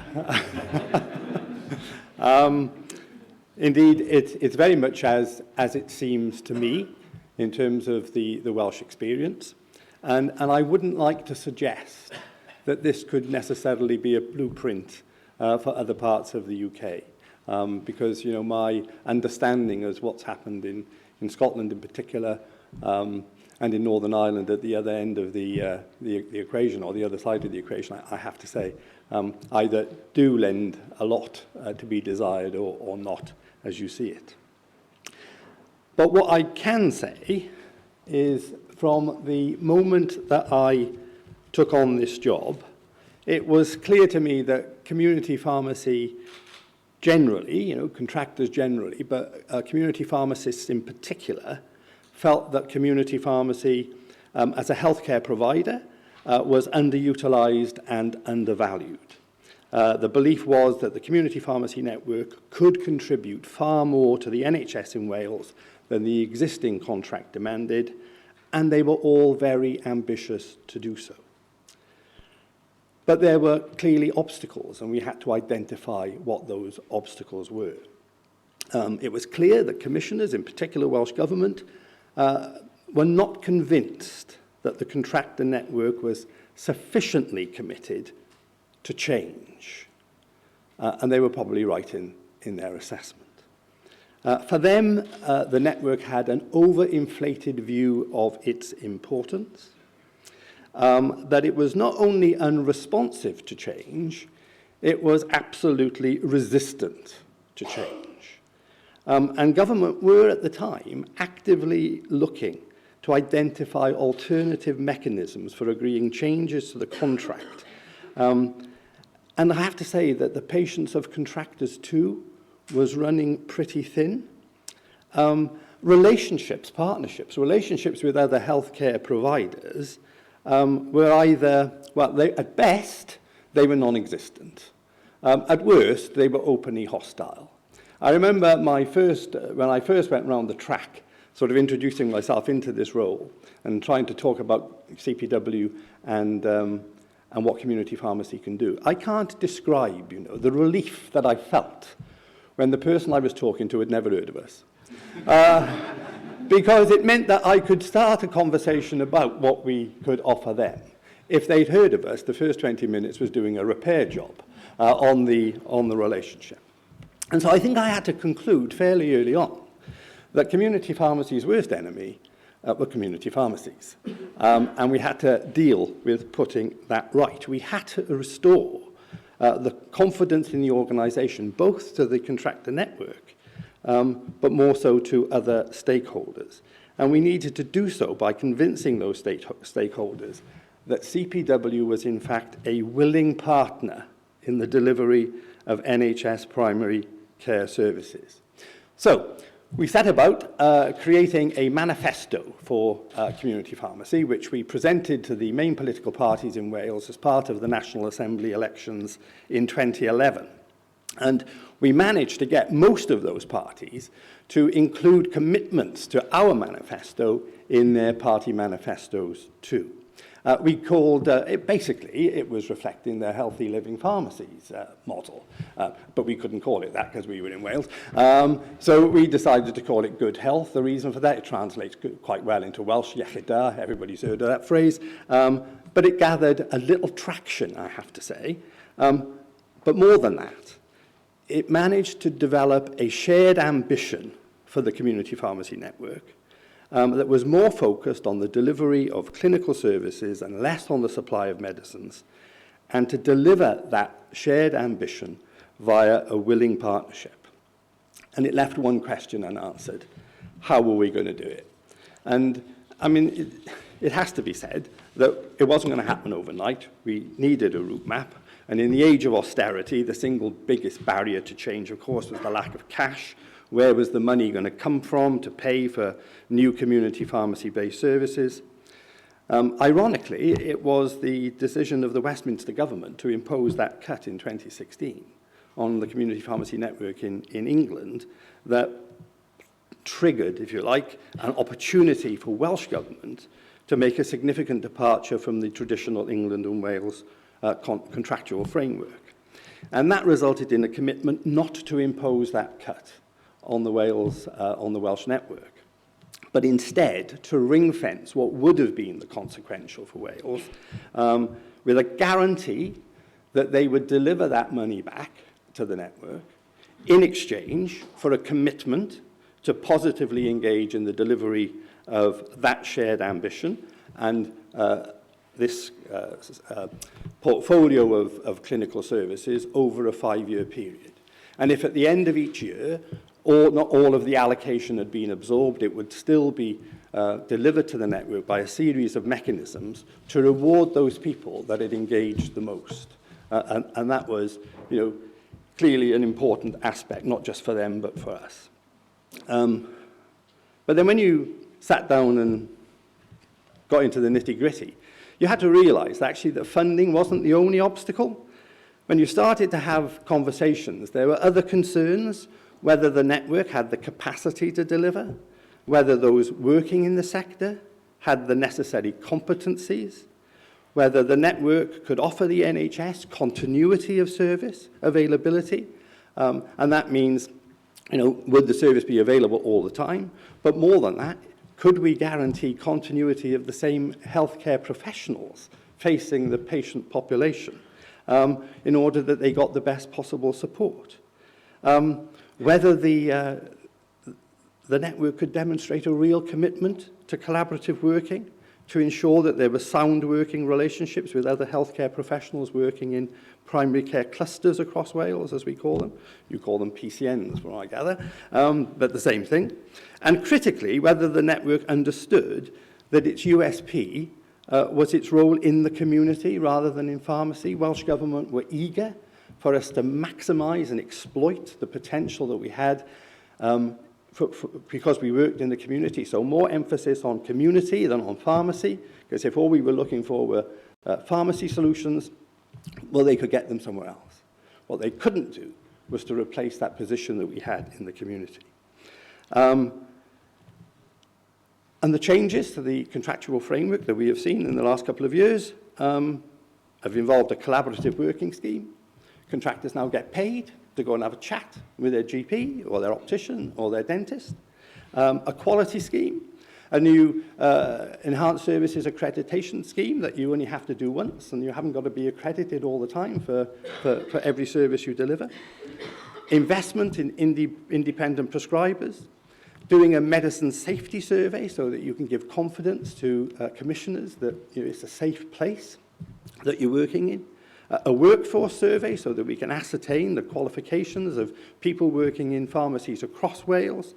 And a scheme that rewards contractors who deliver continuity of service and continuity of care. Welsh Government believes, our Chief Pharmaceutical Officer believes, that patient outcomes are better if you see the same healthcare professional consistently. Welsh Government has the same concerns about GPs as they do about community pharmacies and the availability of healthcare professionals. And when I had to go and explain to him that some of our contractors found that difficult because they relied significantly on locums, his response to me was, Russell, some of your contractors seem to think that their business model is my problem. It isn't, it's theirs. And you had to start to absorb the fact that we needed to make the change. And although we've got there and although we've got this route map, I have to say there's still more to be done. I mean, this is an approach from government that I bet a lot of you in England would die for. But I tell you, some of my colleagues still refer to the Welsh Government as the enemy because they are spending our money on making the changes. And that language is so destructive.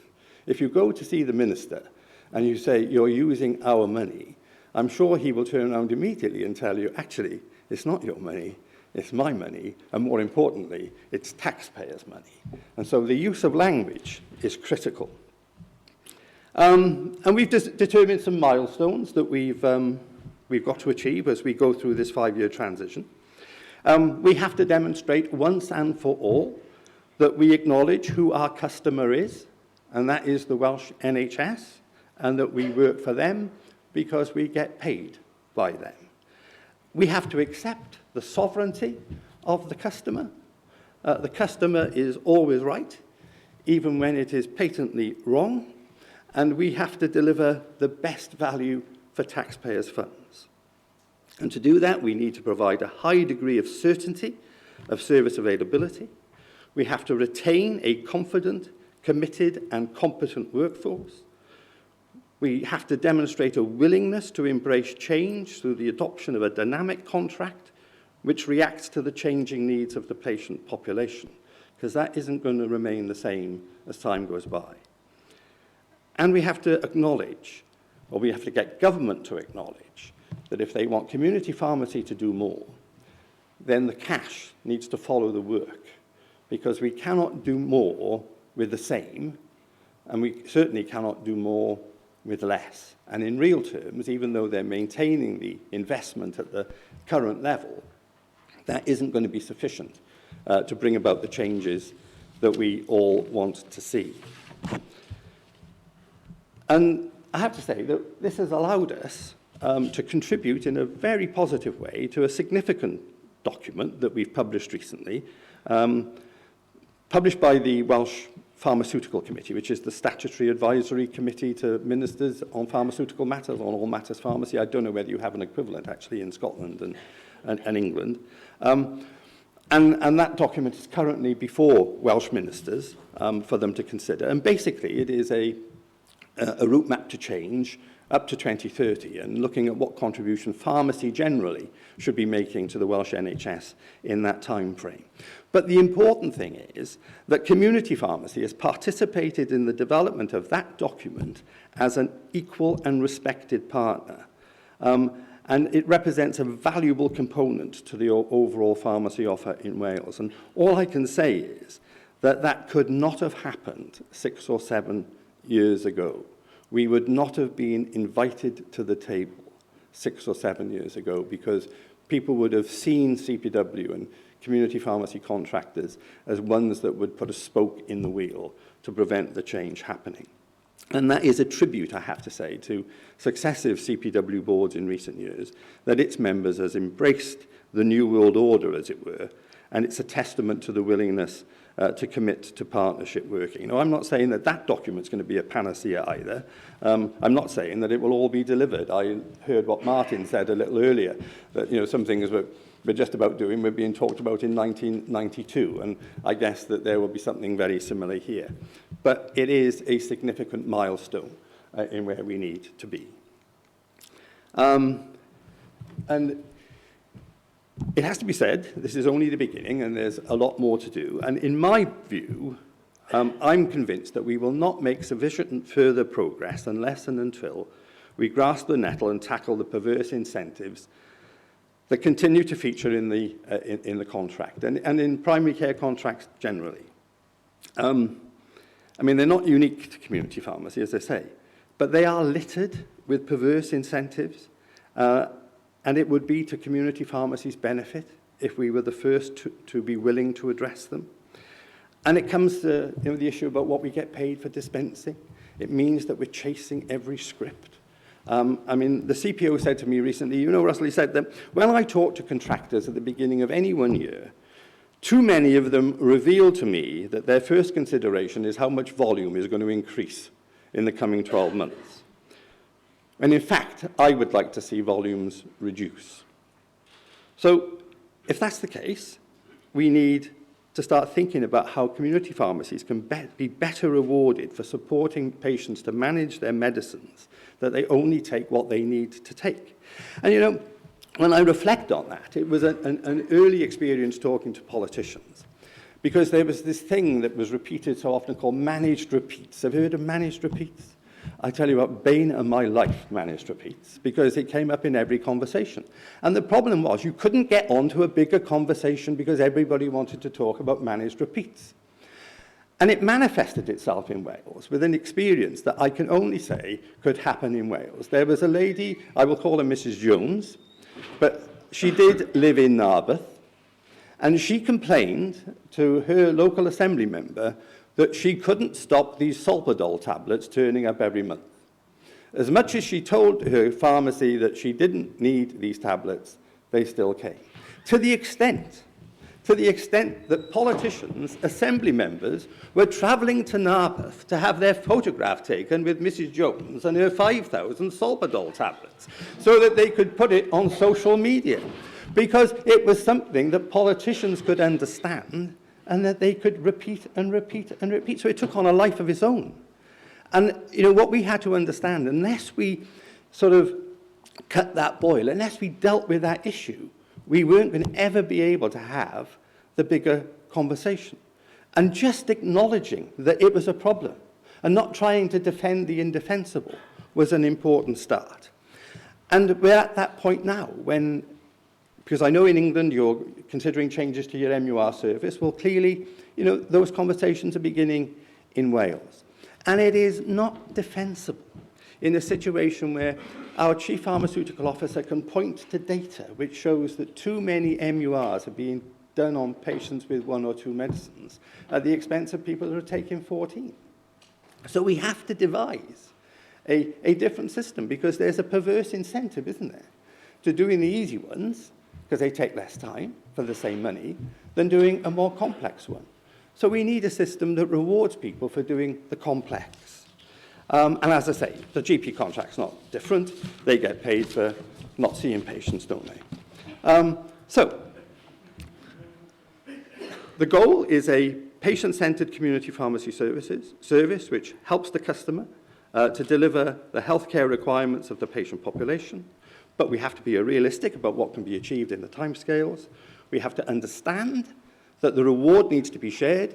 Partnership is the reward for working in partnership, isn't it? We share those rewards. And we want a financial return that we can reasonably expect. And we have to acknowledge, I guess, that the days of what accountants call super profits are probably not going to return anytime soon. So that's the challenge, continuing to change. And what reminds me is that quote, "It's not the strongest of the species that survive, nor the most intelligent, but the one most responsive to change." And if we don't, we'll end up like BHS and Woolworths. And so we're on the case, guys. Thank you.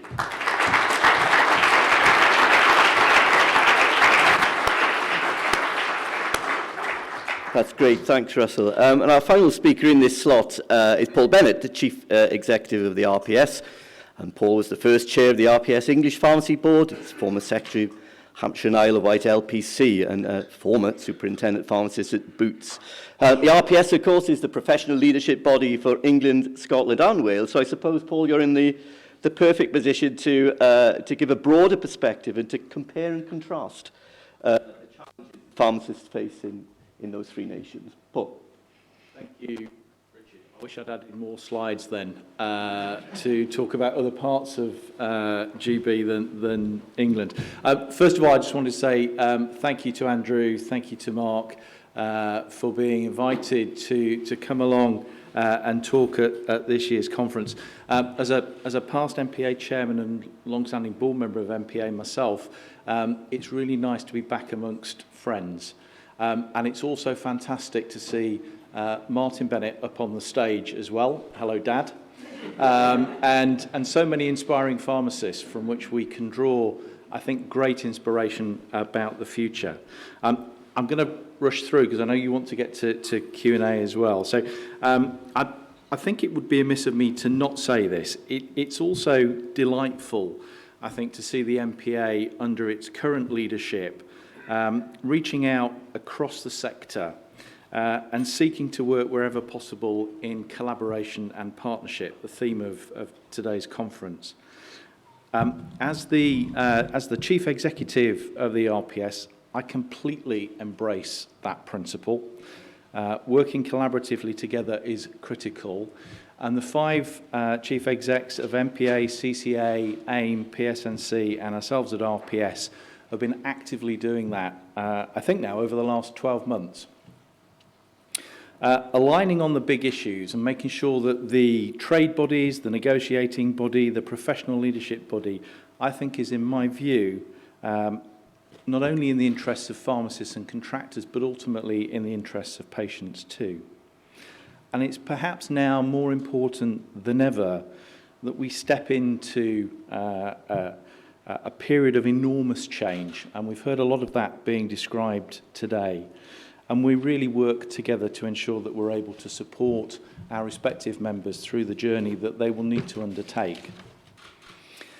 Much of what I plan to talk about, I'm afraid, is about England. It is England-centric.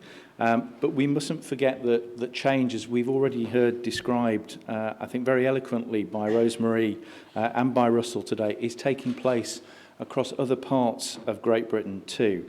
And in fact, in a dinner that I was invited to last night, I heard how that was also taking place very much in the Republic of Ireland and in Northern Ireland as well. So we are in a period of great change, and it isn't just England-centric. For those who were around at the time of the NHS reforms back in England, at the start of the decade, which became, I think, colloquially known as the Lansley reforms, and obviously ultimately led to the Health and Social Care Act of 2012, you know how seismic a change that truly was. I think the most recent proposals that we've heard about and described to us by Ed this morning, and as captured in the NHS long-term plan and subsequently in the GP contract, are in my view no less significant than at that period of time. I think David Nicholson, the predecessor to Simon Stevens, said at the time that those changes were so big that you could see them from space. Well, I don't think you need a telescope to see what's going on with these reforms. They are that close to us. But I think we need to treat them with the same degree of importance and seriousness as those earlier reforms were. I should have been clicking this because there's a load of stuff on these slides that would have kept you entertained rather than listening to me. But I wanted to take you to this particular one, which is, I think for this audience, I'm sure something that you'll be familiar with. There are, however, many pharmacists, many contractors who I think need to be helped to understand what is going on here. And you'll be familiar yourselves with now the terminology around STPs and ICSs. But I hope the slide here helps to explain a little bit about how we certainly see the role of primary care networks fitting into the structure. The PCNs, which are not themselves legal entities, which I think is something Ed mentioned this morning, they are networks. They're going to have a significant impact on how pharmacy contributes to improving the health of local populations. And I think they will draw upon the skills of community pharmacists. I think it's really important that I take this time just to be clear on the RPS view on the issue of the term clinical pharmacist.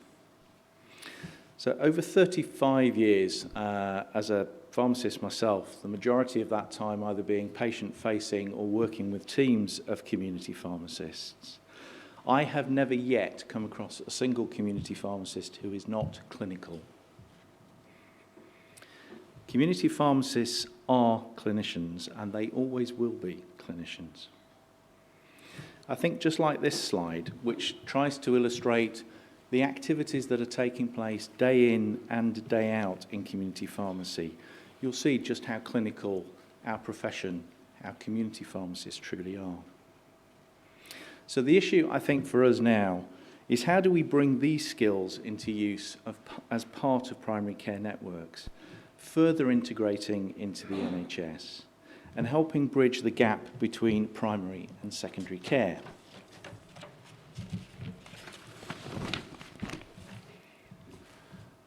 The long-term plan, Ed talked through, so I'm not going to talk too much to this slide, but I think the positive news that we can take from this is that pharmacy features more prominently than I think it has in any core policy documentation produced by the NHS for very many years, and we've all seen a number of those over a period of time.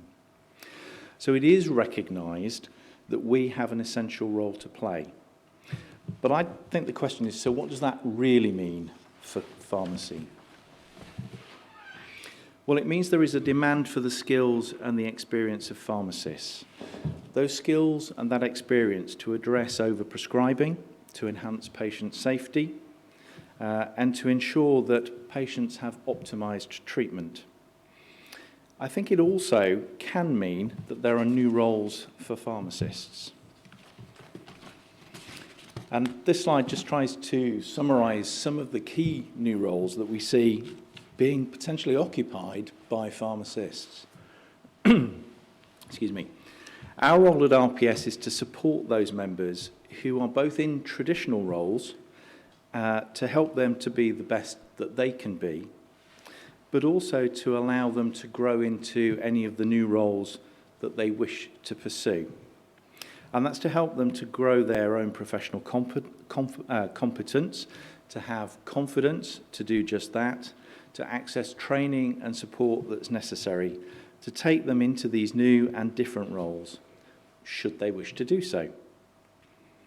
And we'll do that through our focus at RPS on three key things, which is around support for our members, it's around helping our members develop, and it's around the professional publications that we create to support them. So you may also have heard about the work that we've been doing around developing a foundation framework. And Rosemary's slide I really liked, which described the lifelong learning journey. And we've been focusing very heavily on the development of a foundation training program. The principles are really the same as you might expect them to be for our medical colleagues. It's about the first 2 years post-registration, being a foundation period, and that's setting newly qualified pharmacists up for success. That's so that they can provide the increasingly more clinical services that is expected of us by our main customer, NHS. So we've been focusing heavily on 5 core areas, which I've tried to describe on this slide, within the education division at RPS. It's still fairly early days, but we do have support, I'm very pleased to say, from all 4 of the Chief Pharmaceutical Officers across the UK. And that is support for both our foundation training programme and the work that's going on in advanced practice.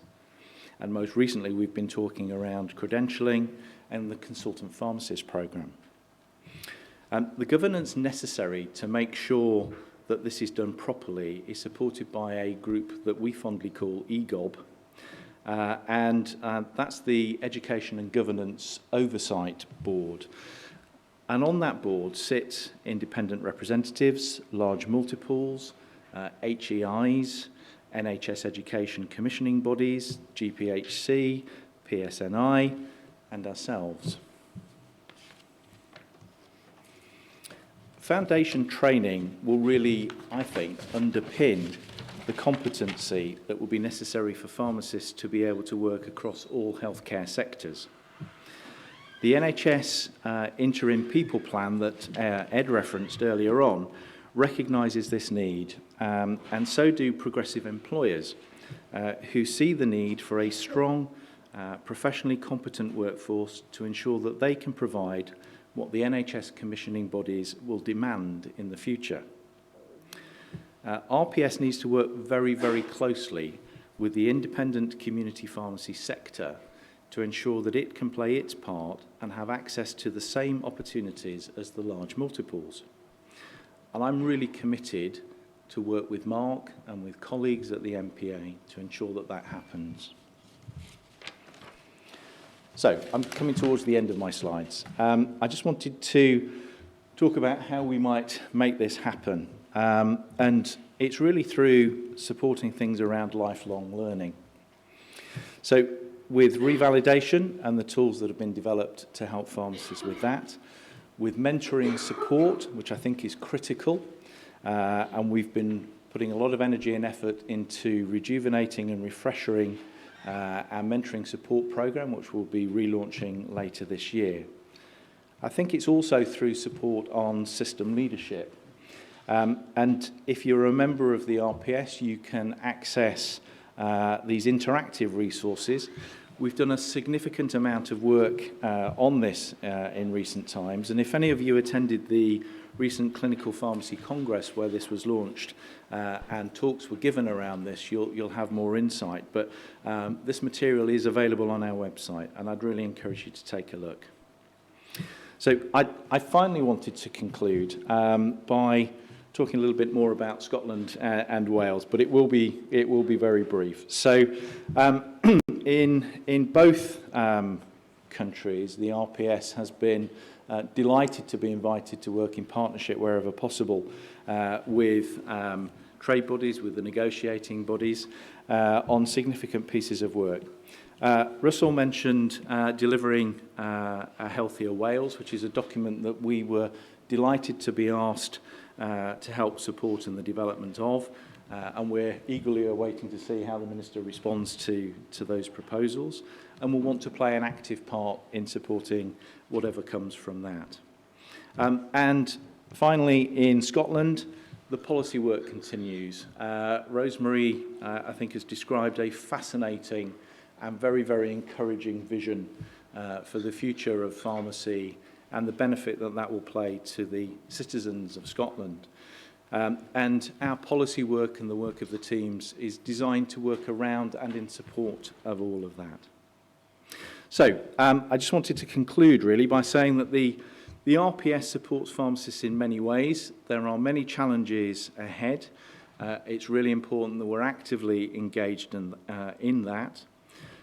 We will do absolutely everything we can to work alongside the NPA, with PSNC, with CCA, with AIM, and with all others to make sure that community pharmacists get the support that they need and at the right level, the highest possible energy and effort that they truly deserve. Thank you very much. Thank you, Paul. And having patiently assembled our panel, we've got time for one question, and I'm going to ask it, and and I want to address this question to Rosemary and Russell, really. With the development of community pharmacy services that we're seeing in Scotland and Wales, is the patient expectations of what they get from pharmacies as opposed to GP surgeries, is that beginning to change? It is beginning to change because it's being forced on patients. I'm not saying that at the stage where they like it, because you do hear a lot of complaints about when they go to the surgery, they feel that they're being palmed off with not being able to see the GP, and they're paying to see the GP. But this is a process, isn't it? And actually, my personal view is that for as long as they keep going to the surgery to see whoever, they still think they're going to the doctors. Again, it's the point that Andrew Evans always makes is that our USP is the community. And if we can get people to go to the pharmacy instead of going to the surgery at all, and if they need to go to see the GP or whatever, it's the community pharmacist that signposts, then I think you'll see that change. And then I think you'll find that the patient population will buy into it. But if they still have to go to the doctor, and when they get there, they're being forced to see somebody else that's not the doctor, I think that they will continue to be resistant. Rosemary, would you agree? Yeah, absolutely, I agree. I think you said something earlier on, Russell, as well, about perceptions and language being really important. And I think our Minister would say very similar things. The messaging of where people go for the NHS is changing, whether it's about accident emergency or community pharmacy or elsewhere. So our perceptions of the NHS is changing, and I don't think that's a bad thing, but we need to keep up that aspect of what it means for patients. So the patient needs to be the middle of it. We have some evidence to show that when you look at what patients actually want, they want someone, as I've said before, to be competent, to be able to deal with what they have in front of them, and that's the importance of it. It sometimes doesn't matter what hat you're wearing. So I think perceptions and that messaging is really important. And going back to where community pharmacy is the heart of, is that absolutely social capital that patients, I think, really, really value. And you don't know what it's got till it's gone. So there's something there about keeping that network sustainable and increasing the social capital that we need within our communities, that community pharmacy is there already. How can we utilise it better? Thank you, Rosemary. With your understanding, Paul, I'm conscious of the Minister is here, but I think that was a very interesting whiz around the UK, wasn't it? And as I said at the beginning, I think there are learnings from all of us with what's going on in Scotland and Wales, and they were put very eloquently by our panel. So thank you all very much indeed for your contribution. Thank you.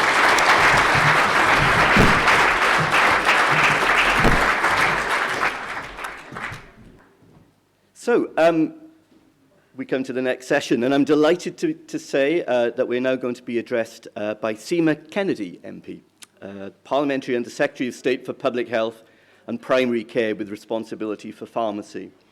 Seema has been MP for South Ribble since 2015, and she became co-chair of a cross-party loneliness commission along with Joe Cox MP. And following Joe's merger in 2016, Seema took forward this work with Rachel Reeves MP to form the Joe Cox Commission on Loneliness. And in 2017, she became the Parliamentary Private Secretary to Prime Minister Theresa May, and the first female PPS, actually, to a Conservative Prime Minister. Seema was appointed Parliamentary Under Secretary of State in April 2019, taking over from Steve Bryan. Congratulations on that. Now, I think, trying to do it, thinking back, it's at least over 3 years, maybe even longer, I reckon, since a pharmacy minister has addressed a pharmacy conference. This is a critical time for the sector, and so it's very significant, I think, that Seema is joining us today. And I'm really looking forward to hearing what you have to say on the importance of community pharmacy in healthcare. So please welcome Seema.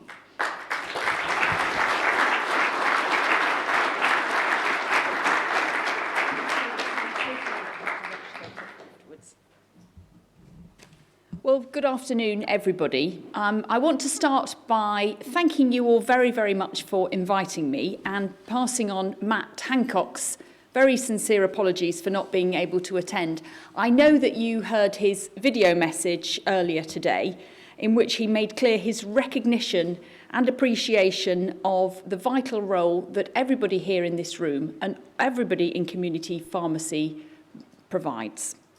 He's got a real passion to see the role of community pharmacies expanded and to make sure that we use the full range of skills in each pharmacy and make the most of your accessibility and reach. As he put it so well, what you do has an invaluable human connection.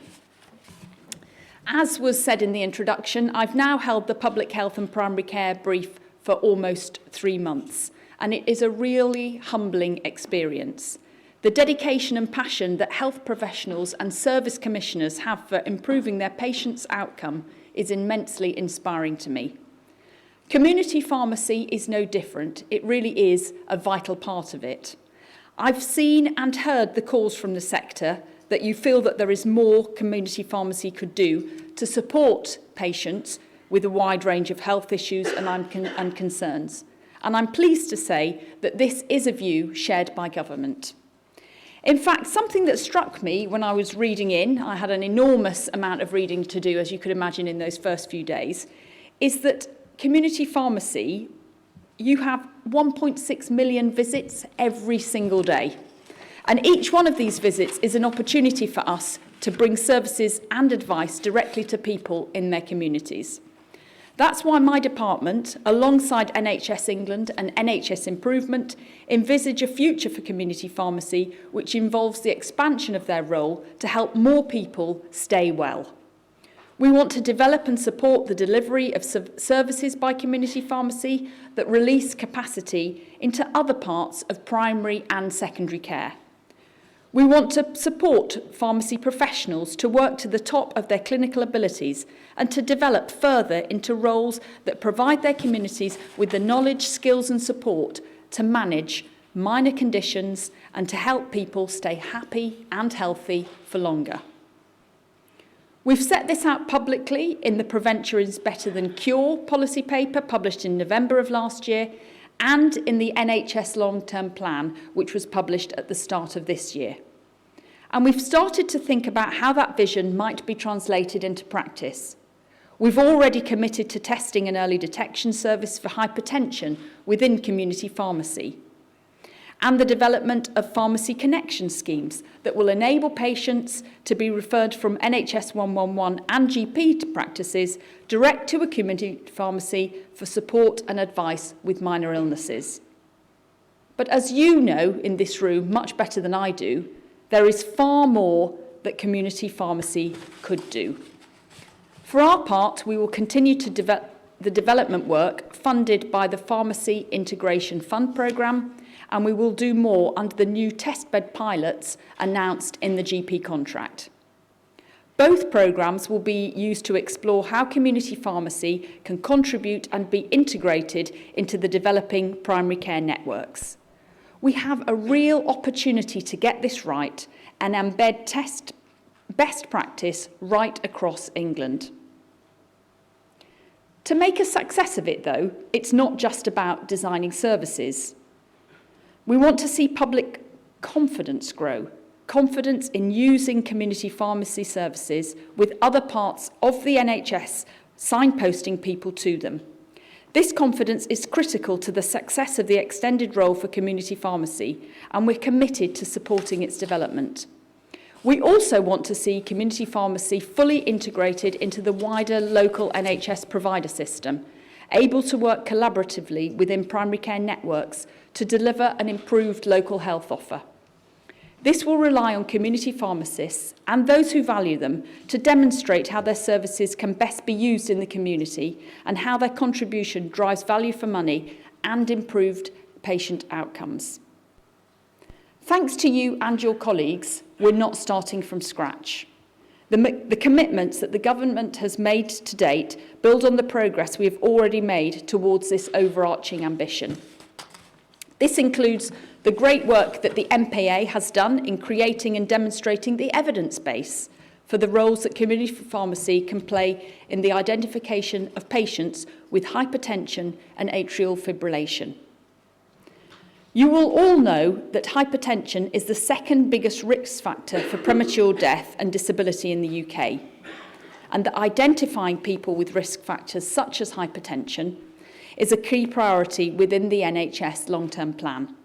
It's really, really great to see that the NPA is ahead of the curve and already thinking about how the skills and expertise of community pharmacy teams could help us address this great challenge, and how the work you do can be embedded in local health systems.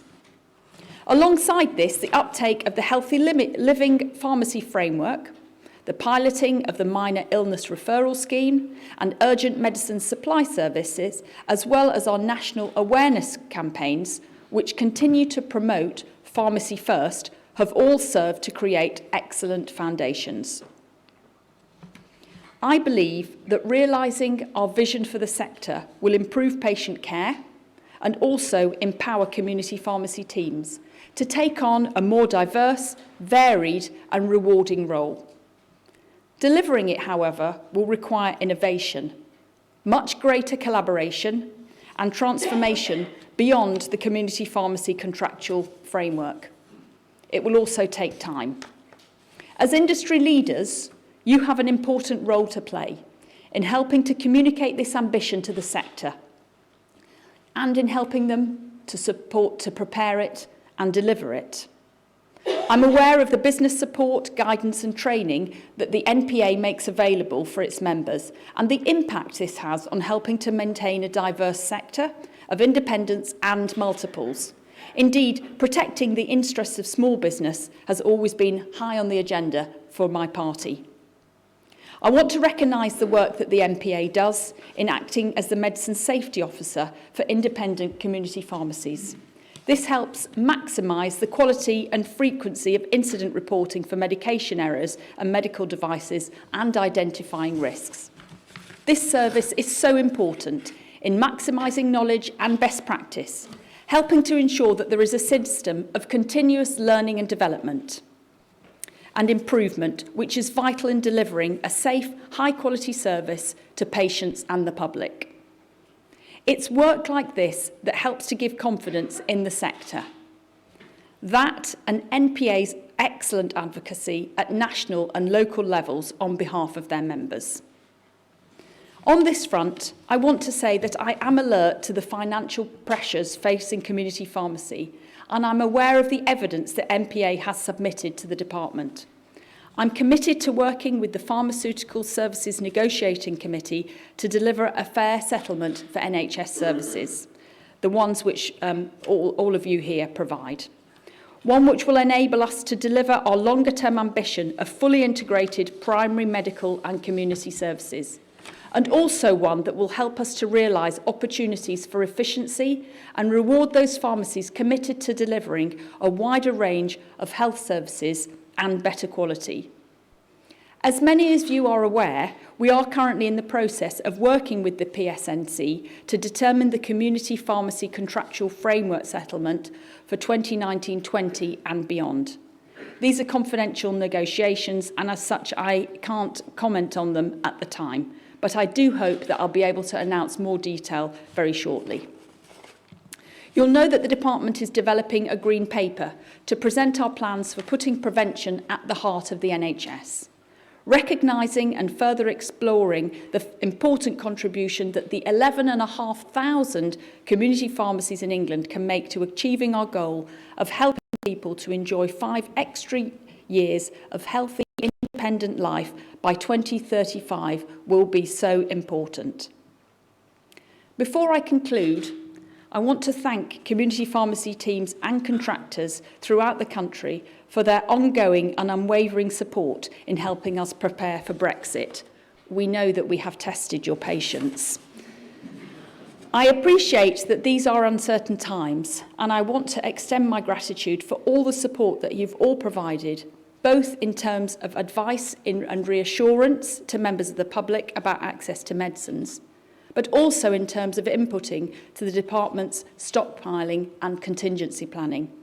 On behalf of Matt Hancock and the whole of the Department of Health and Social Care, thank you very, very much. Oh, I'm sorry. Here we go. You're just about to get to the best bit. You're almost at lunch. This is a moment of great change for the whole of the health and social care system. There can be no denying this. Community pharmacies are a vital part of our health and social care system, and they have a vital role to play in its future. I think we now have an exciting opportunity to transform and shape that future, and I look forward to working with you all to developing and delivering it.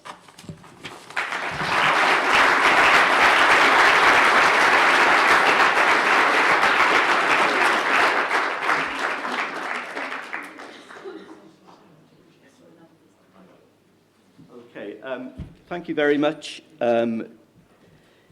Seema has to dash. She has another appointment, a meeting right now, actually. And very clear, though, in her wish, wasn't she, in the government's wish, to make full use of the clinical capacity in community pharmacy. And I would have said, had she been here, that the sector is equally willing, with the right funding and support in place, to play a full part in delivering the long-term plan. And I think we heard from the Minister there, she was committed, like her predecessor, Steve Brown, to fair, realistic and sustainable funding. And so I'm sure we should look forward to seeing how that turns out. Well, wow, what a session that was. That's the longest morning session known to man, but thank you very much for your patience. I thought it was very interesting, though, despite the length. It's time for lunch. We're going to reconvene here at 2:30. So you'll have plenty of time for lunch and to look around at the exhibition. Don't forget that champagne drawer. And thank you for your attention. See you back at 2:30.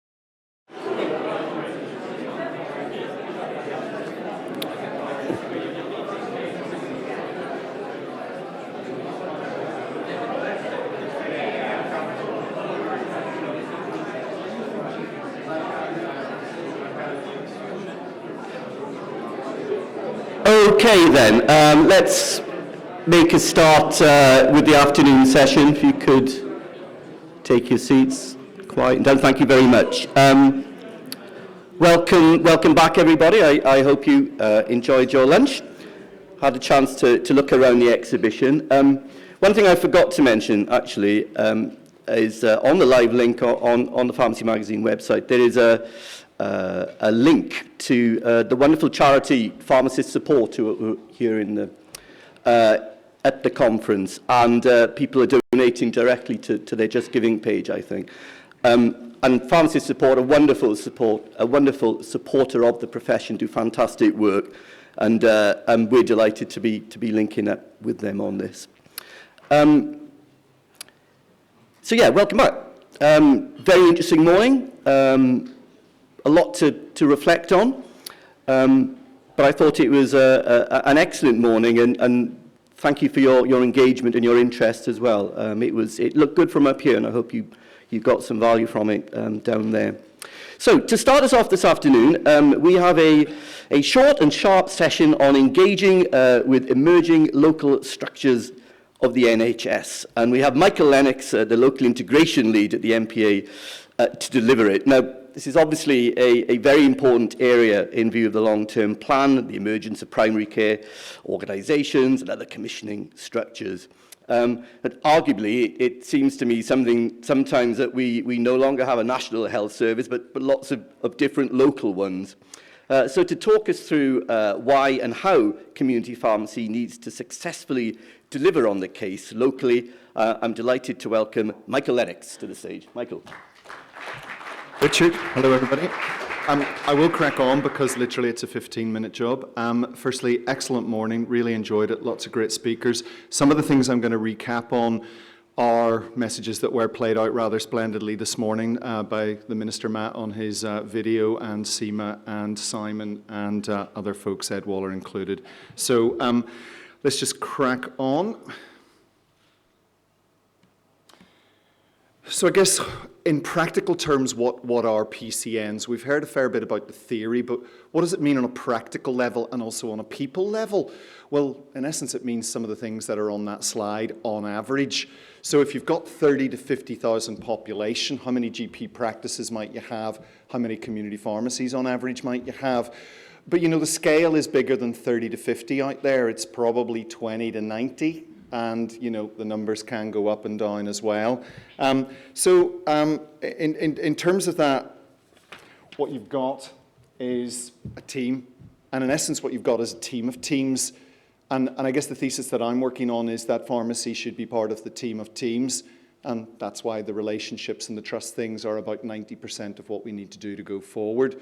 But it's more than that. It gives you a sort of a magic number of between 100 and 150 people working together around a population of human beings. And actually at that level, you can actually have meaningful interactions and relationships within that team of 100 or 150 people. So there's a real human dynamic to this. And I think that's why the 30 to 50,000 number has come about, rather than just some artificial slice up of the population of England. We know there's going to be around 1,000 of them, rough maths. So, you know, 1,000 PCNs with, you know, 11,000 plus community pharmacies, you get to that sort of 9, 10, 11 number in essence. We saw a lot of this morning from Ed. It's just a slightly different presentation of it. And these are the kind of the priorities for the delivery of clinical pharmacy. And I've provocatively and deliberately dropped the word pharmacist and said, this is the clinical pharmacy mission. Now, yes, some of that will be delivered by pharmacists working in practice, of course, aka clinical pharmacists, but actually there's a growing sense that we can work in collaborative delivery to actually own this between us.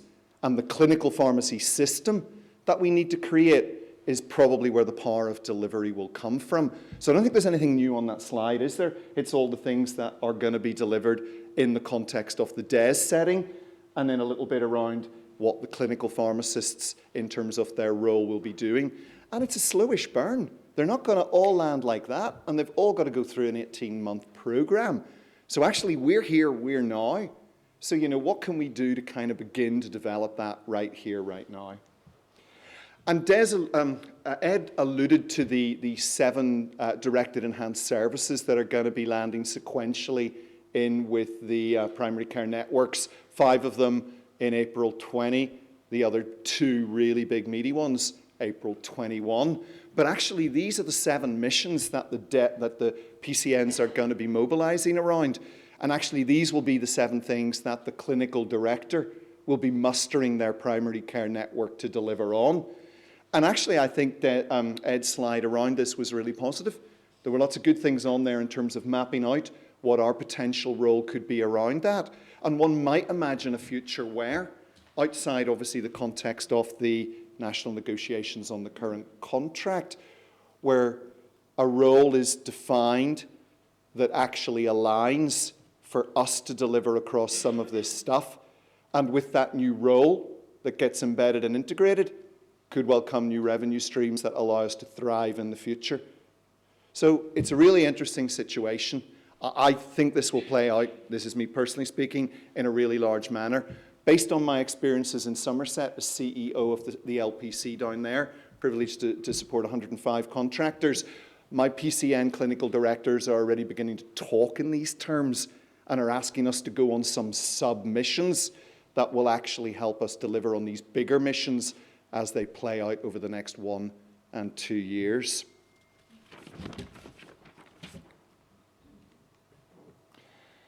So we're picking up signs on what the priorities for actual community pharmacy will be itself. And I think, you know, there's several elements to it. One element I want to labour a little bit is it ain't all about the new. Actually, what about the BAU, the business as usual stuff? You know, have we truly optimized that between ourselves and general practice? And actually within those services that we have at the minute, actually do we have an optimized interface? Well, we don't. Where are we going with stuff like ERD? Where are we going with NMS and the delivery of flu? What if, just to get the wording right because I kind of liked it, what if we go on 3 missions together? What if the first mission is around flu? What if we actually do a collaborative flu campaign? And what if that produces a win, win, win, win? Pharmacy gets a higher revenue stream because we do more, because there needs to be more done. So do general practice. We're not cannibalizing each other's figures. What does the health system get? A higher level of immunity, which then saves it money at a system level. And what does our population and individual people get? Protection. Why would we not want to go on a collaborative mission around flu? Why would we not want to go on a kind of a coordinated delivery of NMS?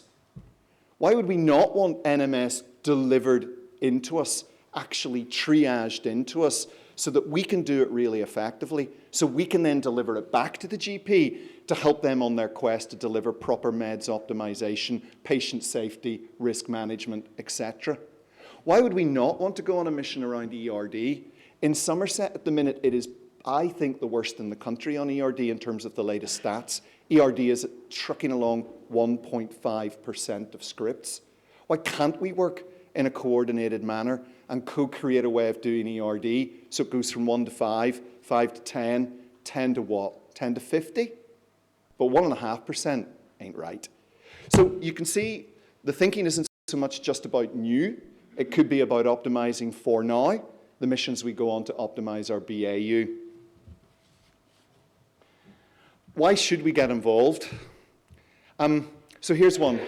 I didn't speak to everybody in the room today personally and individually, but I had some lovely interactions with a bunch of folks, and we were asking a semi-provocative question, and that question was, in the near future, services will contribute more to my business than supply?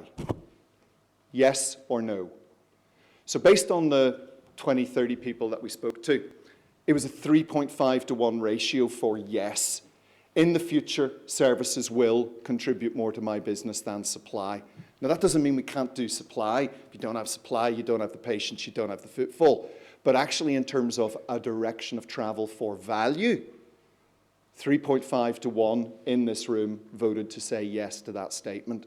We'll publish the results of that through the good offices of Laura, our membership director, and we also harvested a bunch of really insightful feedback from people as well, which again we'll convert into something that we can share.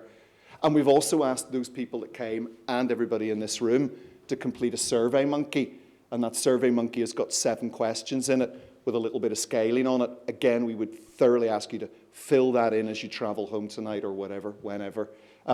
My colleagues from Essex, I hit them first, Oz and Babatunde. So you may have already done it. No, not. Oh, you have done it, Oz. Oh, good on you.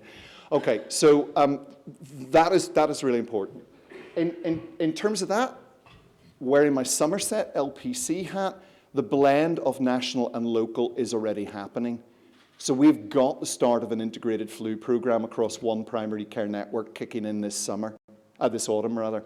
We've got one AF stroke project across an entire PCN kicking in as I speak, and we're now talking about our first ERD project across an entire PCN network.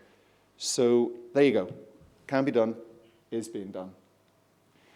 So how can we get involved?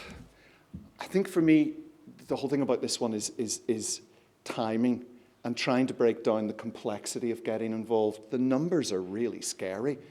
11.6 thousand community pharmacy contractors and their teams, 6 and a bit thousand general practitioner teams, 200 plus CCGs, 44 STPs, ICSs. Who knows how many integrated care organisations we'll end up with? Is it 2 per ICS? Go figure, I don't know. And we've got 1,000 PCNs. So what we can't do is have a tsunami wave of contact going on. What we've got to do is coordinate it and do the right things in the right order. Now, actually, I personally think the key to this is the cross-organisational work that is already happening that is really making a positive difference, but also my colleagues at PSNC, because as well as working for the NPA, I also support the PSNC around the local integration agenda too. The LPCs, I think, are the mechanism by which we optimise and coordinate this contact. So there's some thoughts up there that are kind of addressing contractors more than anything. Contractors have an obligation to stay up to date. Contractors have an obligation to read the right information. I'm not going to embarrass the room by saying, has everybody read the communication that came out on the back of Ed Waller's team the other day? 2 papers, one on how LPCs can get involved in the primary care networks, and a second one on, hello contractors, this is what it's all about too.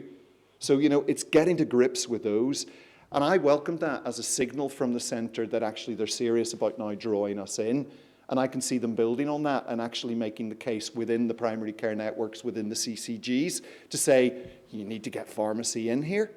So I think more will come, better will come on that. But, you know, there's nothing on there that stops individual community pharmacies from having a human conversation with their nearest and dearest general practitioner. But somebody said something earlier on about, I think it was Rena. Rena, you said you're not looking to jockey for position here. You're not looking to be the kind of the clever smarty pants in the community pharmacy network. Personally, I think LPCs would be best enabled by finding a way of creating a primary care network, community pharmacy network 1-to-1 ratio, and by perhaps finding somebody that might take on a facilitation role within that, the first point of contact, the breaking the ice. But they've got to build the relationship with their other 8 or 9 pharmacies as much as they've got to build the relationship with the clinical director and the other general practitioners. So that could be one way forward. I think I probably raced through that. I have. Richard? Thank you, Michael. How you doing? You asked whether you wanted to do any questions or not, and I don't know whether we are now ahead of schedule or not. We are, actually. Does anyone have any questions for Michael, actually? Yes, thank you. Could I have the roving lights I've been used for a while? Could you put your hand towards No, nothing difficult, Joanna. Hello, hello, Joanna Peacham, City Health Pharmacy and Brooklyn Chemists in Hull. You said about PCNs and sort of working with them. I can understand how that works where they're in a locality, so where it's a group of GPs from for example, in Hull, if they're in East Hull or West Hull or North Hull and they're working together. But what's happened in our area is sometimes if there are GPs that are owned by a particular group, they might be spread all over the city. Oh, no. So how does that work? You know, like... That is really messy. Yeah. So they've come together because they're owned. You know, they're a PCN because they're, you know, because they're owned by a particular company, Yeah, no, but they're all over the city. I get that. My goodness, that is messy. The other thing that's messy as well, and we live in the real world of it, don't we? Actually, our contractors may face in on the border of several PCNs. And again, who do you look to on that? I don't have a glib answer for that one. No. I think it is just about trying to get the right people having the right conversations, and you just do your best to navigate it locally. I will just give a heads up. Working to support Simon and the team, the PSNC will be landing what we're calling a discovery tool in the next few weeks. And within that discovery tool, we will be asking LPCs to lay it on the line with us to actually describe the complexity in which they're working. So I would imagine out of that discovery tool survey that's going to be done, we will get probably a lot of Hull examples. I'm going to make you jealous now and saying, nah, I don't have that problem. Somerset's dead clean. Lucky for you. I know, it is. And go figure in a kind of a rural county or whatever, maybe the geography becomes king, whereas in your geography, the federation or the company thing is still king. It hasn't split it. Yeah. But it's a great question, Joanna, and I'd be lying if I said a glib answer. Just give us the answer. Let me do the survey through the good offices of the PSNC. Let me gather the complexity factors that are out there, and then let me get thinking with other great people to see if we can help LPCs guide you through that. But I would go, it's organic, it's slightly messy, you're going to have to do your best. But we will get you some guidance, I promise. Thank you. Thank you. Great question. Okay. I will stop it there. But thanks a lot. Thank you, Michael. That was excellent. Round of applause, please, for the great man. Thank you, mate. Cheers. I shall give the clicker to Gareth.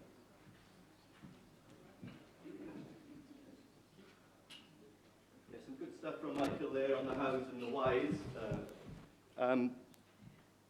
Can do it, are doing it. Yeah, there was lots of stuff in there. I thought that was excellent, Michael. Thank you very much indeed. Now, yeah, Gareth has had the biggest build-up now for Hub and Spoke that he could possibly want.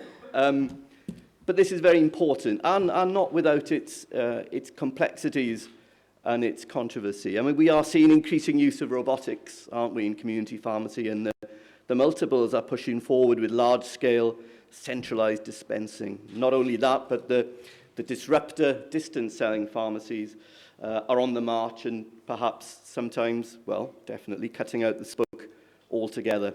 So the arguments for this hub and spoke revolve around safety and efficiency, don't they, and freeing up pharmacists and their teams to spend more time with patients. There's also something about making the whole patient experience more convenient for some, though that's more arguable. The arguments against, I suppose, is that it risks creating a commoditized, deprofessionalized, depersonalized service. And that's undermining pharmacy as the valuable health and social care asset that it is at the heart of local communities. And what about the business case? What about the economics? Well, the best policy is surely evidence-based policy in what is a complex area. And this is what Gareth Jones, now the head of corporate affairs at the NPA, is going to tell us, and he will take us through what the evidence says about hub and spoke. Gareth. Thank you, Richard. So yes, this afternoon I'm going to review different models of automation, but very much a focus on hub and spoke. And this is a big and very complex topic, but I'll do my best in the time available to do it justice. So I want to highlight and summarise some findings of an NPA working group that looked at this issue a couple of years ago, but then to build on that with some more recent research that we've undertaken, looking at evidence from across the world of whether similar models are actually operational. And finally, pose the big question, really, which is, what do we now know about hub and spoke, and is it something that independents in the UK should be looking to embrace at this time? So the context, and Richard covered a little bit of this already. Limited capacity in terms of staff and space in the pharmacy. Growing workload in pharmacy. Our workload has been growing hugely year on year. There is innovative technology around. Some of the technology we're talking about here actually has been around a number of years, 10 or 15 years, but there is this technology that we are not using currently. We have a funding challenge, and when we have a funding challenge, that forces us to look at efficiency and if we can do things differently. I think as professionals, there is always a requirement in us to think about quality improvement, and here we're thinking about safety. Can systems like this improve safety? And there is a policy drive to think about and adopt hub and spoke. So I'd like to start with some definitions and highlight, I think, initially some of the complexity here. So I think, broadly speaking, when we're talking about automation, there are 4 different models of automation that we currently have available to us, or we can at least talk about. We have local pharmacy automation, which many community pharmacies, many hospitals are already utilising. We have automated central dispensing, where a central hub dispenses and then supplies directly to pharmacy, so no involvement of a spoke. And then we have 2 forms of hub and spoke. We have intercompany, where the hub and the spoke are in the same organisation. And we have, that's intra-company, and then intercompany, where we have different companies. The hub and spoke are in different companies. But with these 4 different models, we have, I think, 2 different types of dispensing as well. We have standard pack dispensing, and we have dose dispensing. So I really think there are essentially 4 times 2, 8 different scenarios here that we have to think about when we're thinking about automation in pharmacy. They're all different, and whether we want to adopt them or not, I think it will always be a local decision, but our answers might be different for each of these 8 scenarios that we can draw from this slide here. And I'll say at the start, I don't think this is a straightforward question with an easy yes or no answer. This is a complex area and requires a lot of thought.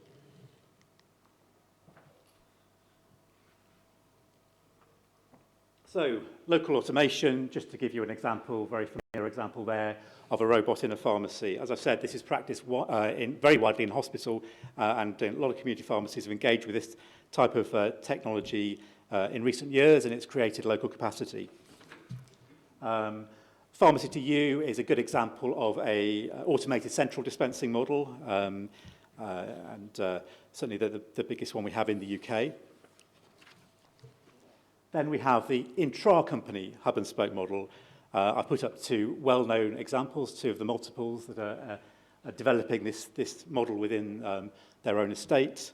But there are others that are trying it, or either doing it or thinking about doing it already. Many NPA members are developing or thinking about the intra-company hub and spoke model. And then we get to intercompany hub and spoke. And this is where it gets an awful lot more complicated. This is where one company assembles the medicines and transfers it to another company that operates the spoke and makes the final supply. So this is a form of outsourcing, with the spoke procuring a dispensing service from the third-party hub. And this model is not permitted under UK law as it stands at the moment.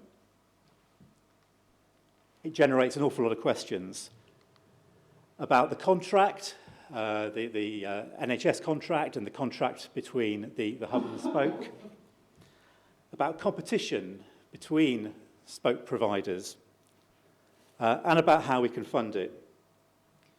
So, for example, in such a model, if we were to introduce one, would independents still procure the medicine and take a margin from that supply of medicine?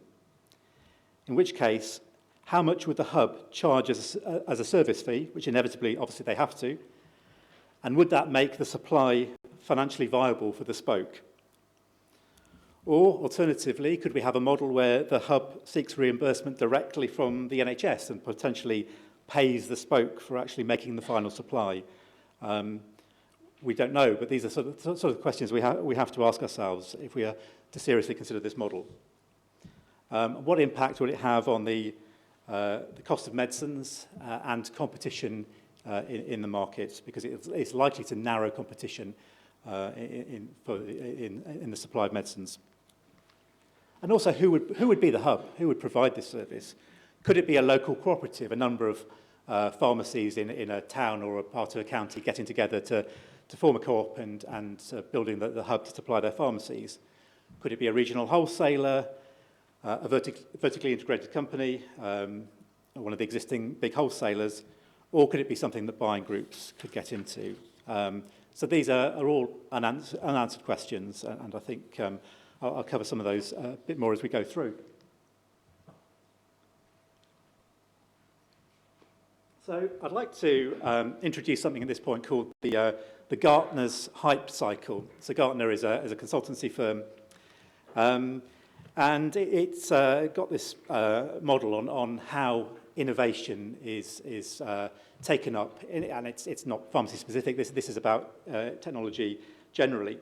And it graphically demonstrates the idea that we tend to overestimate the effect of a technology in the short run, but underestimate the potential of technology in the long run. So we start off on the left-hand side with an innovation trigger. So this is a potential technology breakthrough which kicks things off. Early proof of concept stories and media interest trigger significant publicity, but often no usable product at that stage. From there you move on to the peak of inflated expectations.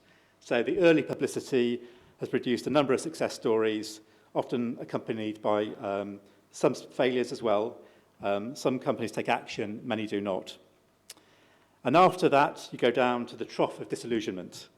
So this is where interest wanes as experiments and implementation fail to deliver, and many producers of the technology fail, and investment continues only in a smaller number of surviving providers. Then you move up to the slope of enlightenment, where the use of this technology is better understood, and more companies are able to embrace it. Second and third generation products appear. And finally, you reach the plateau of productivity, with mainstream adoption taking off. So I'm going to come back to this at the end, really, and it's probably an individual question for everybody. Where are we with hub and spoke on this hype cycle? So a few years ago, when we started seriously talking and thinking about hub and spoke in the UK, the NPA commissioned an internal task and finish group to look at the issues and consider what we thought hub and spoke might mean for our market. We undertook a literature review. We interviewed 400 members, some of whom were already operating their own hub and spoke operations within their company. We visited an automated hub. We interviewed a number of legal and logistical and pharmacy experts, and took a legal opinion from a QC as well. And all the way through this, actually, we've always intended to be evidence-based and look at, to take a reasoned judgment about what this is and what it might mean. But we looked at the strategic, economic, operational, and financial impacts of hub and spoke. So I haven't got time to go through this in great detail, but I just want to pick up a few bits of interesting material from that piece of work. Now, this first slide comes from interviewing, actually, somebody who was running an company hub and spoke operation, actually in one of the very large multiples. And the point that they were making was that if you have to be able to shift a certain amount of the work out of the pharmacy into the hub, and if you can't do that, there's just no point engaging in this technology. So their thought was, if you can't shift 25% of your current workload out into the hub, then just don't bother starting. They also found in most of their pharmacies that the problem that actually there wasn't enough new service income to shift half or more of the workload to the hub. So they said for them, in their business, there was a sweet spot around about a third of the workload that they could shift out and actually generate work for the staff that had been freed up. So that was an interesting perspective from one of the large multiples. We then, I've got some quotes here from some of our NPA members who were operating hub and spoke within their own estate. And a number of them said it was working for them on MDS. I won't go through the quotes in full just due to time, but they said to us, for MDS, it's highly labour intensive. It helped them being able to centralise that at one point in their estate. But they did point out that they were quite sceptical about the benefits of hub and spoke operation for standard dispensing. They just didn't see that would deliver the benefits. And actually, we have to remember that the whole process of dispensing is very, very many steps, from receiving the prescription at the start, to doing the clinical check, to dealing with queries, and at the other end to receiving the medicine, handing out to the patient, counselling the patient. The hub and spoke only automates really 2 bits of this process. It picks the box that you need and it puts a label on it. So there's a lot that you still have to do, even if you're using hub and spoke. And this was a point they made very strongly to us, and really one of the reasons why they were sceptical about it working more widely. So yes, I will skip through these quotes a little bit. But what I want to spend a little bit more time on is really the summary of this piece of work that we undertook a few years ago. And what we found there were barriers to intercompany hub and spoke and enablers. So if I start with the barriers, the fact that we have direct-to-pharmacy and limited wholesaler schemes in the UK is a big barrier, because that prevents competition. It really means that only a few players could actually operate competitively in the hub market. And from our perspective, the pharmacy perspective, we want competition. We want to be able to choose from a whole range of wholesalers. And that will obviously drive price and quality of service. So we could foresee this really increasing the power of the seller, the wholesaler. There's a challenge with the European Fossil Medicines Directive, which obviously we're still grappling with, but the way that directive is written, requiring checks to be made actually at the point of supply to patient, presents a problem with hub and spoke, where you want to do all of the work, all of the handling of the medicine in the hub. And there are new and indirect costs to pharmacies and the NHS. So one example of this is if you have a hub and spoke operation, you have to introduce a reconciliation process. When the medicines arrive in the pharmacy, you have to check that you've got what you're expecting and put them into storage. So that's just one example of an additional cost that you would have with this model. So we identified as well some enablers, so greater use of electronic repeat dispensing, original pack dispensing, because of course part pack dispensing is problematic with any form of automation. A contract that protects the interests of independents. We do have strong competition concerns here, but we would want to ensure that there was a level playing field and independents could negotiate on a fairly reasonable basis with these big hub providers. Professional standards, we think, would be important. We'd be introducing a scenario where part of the dispensing process takes place in one company, part takes place in another company. You have to have absolute clarity about who is responsible for what if anything goes wrong. And of course, we need an expansion in NHS services. There's simply no point in creating this capacity in the spoke pharmacy if we can't find roles for those staff to undertake. And I think we're very clear. There are lots of things we would like to be able to do for the NHS, but we need those services to be commissioned to make the financial model work. Just want to pick up a point, some press activity only a few weeks ago about actually one of the intra-company hub and spoke operations already working. And this is a point actually we hadn't even thought of when we did the report, but actually consumers now will not accept single-use plastic. They'll push back very strongly against that.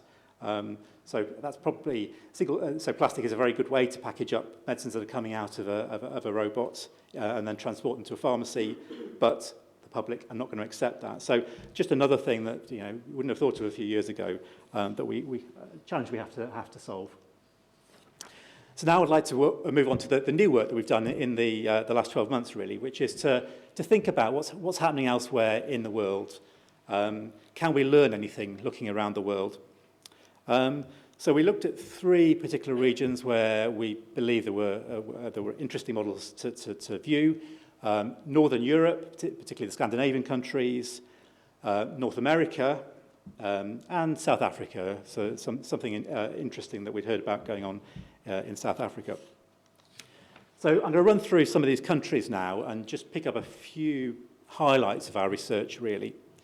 I'll start with the Netherlands because I think that's probably the most interesting country to look at when we're thinking about hub and spoke, because they do have standard dispensing via hubs, and it's established in the Netherlands. It's used by most multiples, and we believe by about 1/3 of independents.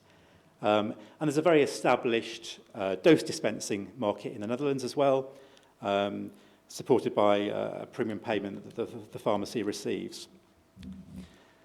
So I think it's very useful then to think about how the market works in the Netherlands and perhaps draw out some of the similarities and differences to the UK. The first thing I'd like to point out about the Netherlands is that there is no DTP market there. So the arrangements that we have here that limit our choice of wholesalers is not operational in the Netherlands. So people have greater choice about which wholesaler will be able to provide their hub operations. Another interesting difference with the Netherlands is actually the customer. So it's a insurance-based model. So the main customer for pharmacies in the Netherlands is actually insurance companies rather than the NHS. So what we've learned is actually when automation was first introduced into the Netherlands, it tended to be the independents that built the first hubs and were the first to automate. But what has happened over a period of time is that the wholesalers have bought out those small providers. So virtually all the providers now are wholesalers. We know that there are a mix of manual, semi-manual, and automated hubs operating over there. And we've conducted some visits as well just to see firsthand what's going on. One of the pharmacies we visited had actually introduced its own local automation because they'd found that the cost of third-party or intercompany hub and spoke had been too expensive. So initially there was a prediction that the service fee would drop, but actually the reality they found was that the service fee that had initially been promised had increased. So about 30% of independent pharmacies in the Netherlands use a third-party hub for standard dispensing. So this is a mature market. 1/3 of the independents feel they want to use it. Therefore, 2/3 of the independents have declined that option, even though it's available to them. So I think that's interesting. When I come to the end, one of the points I think it's important to make is that this is always good. This will be an individual choice for people. It will work for some people. It won't work for other people. So the Netherlands has dealt with this issue of professional standards. So they've got clarity over who's responsible. So the accuracy of the checking is very clearly sitting with the hub, and the clinical side still sits with the spoke. But they have professional standards to help make that clear.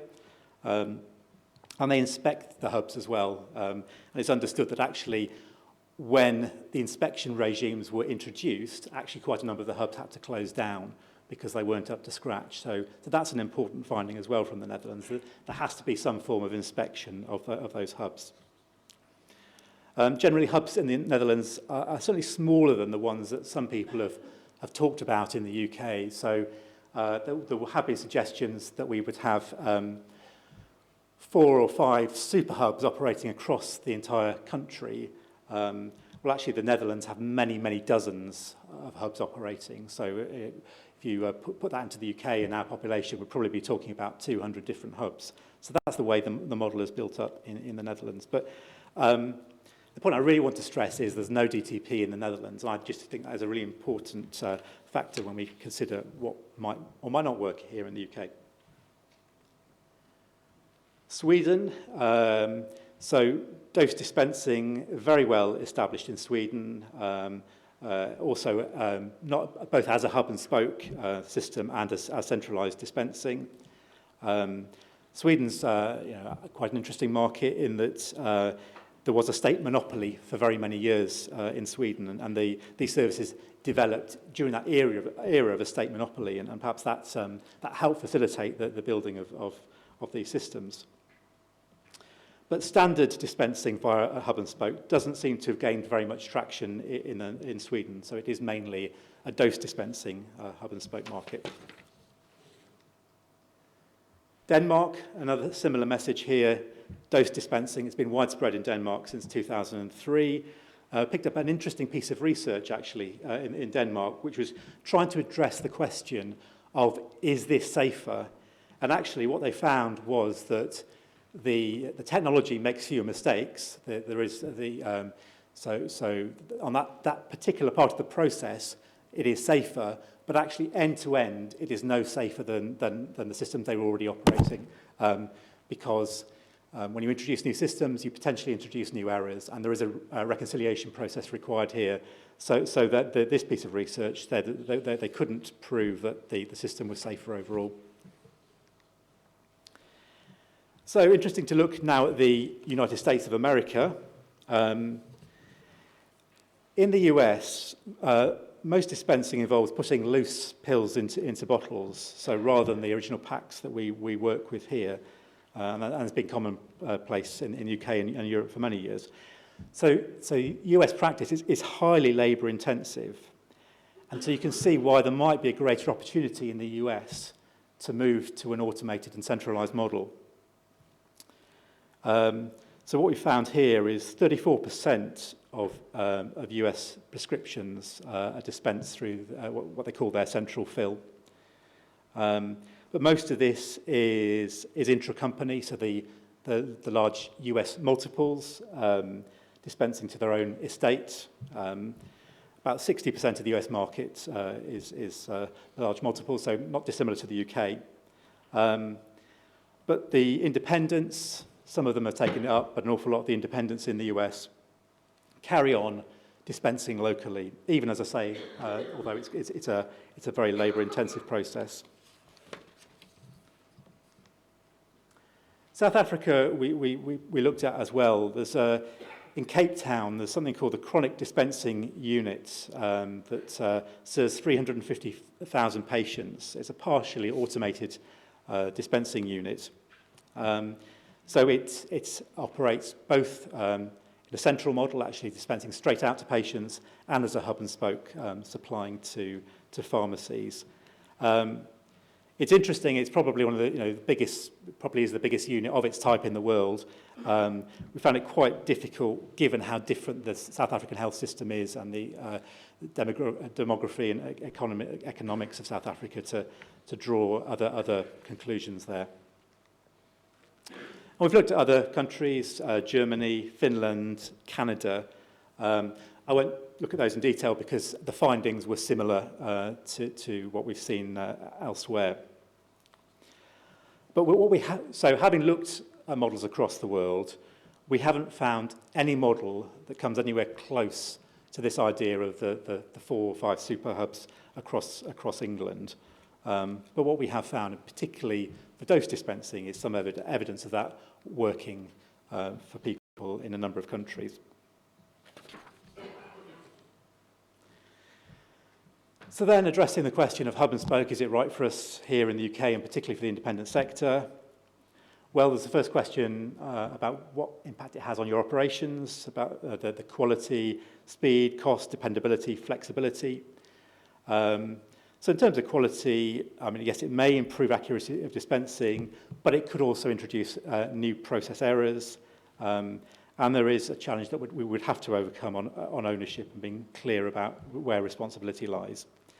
In terms of speed, one thing we do have to think about here is the additional lead time. So hubs tend to require 3 or 4 days' notice to do the work and transport it to the pharmacy.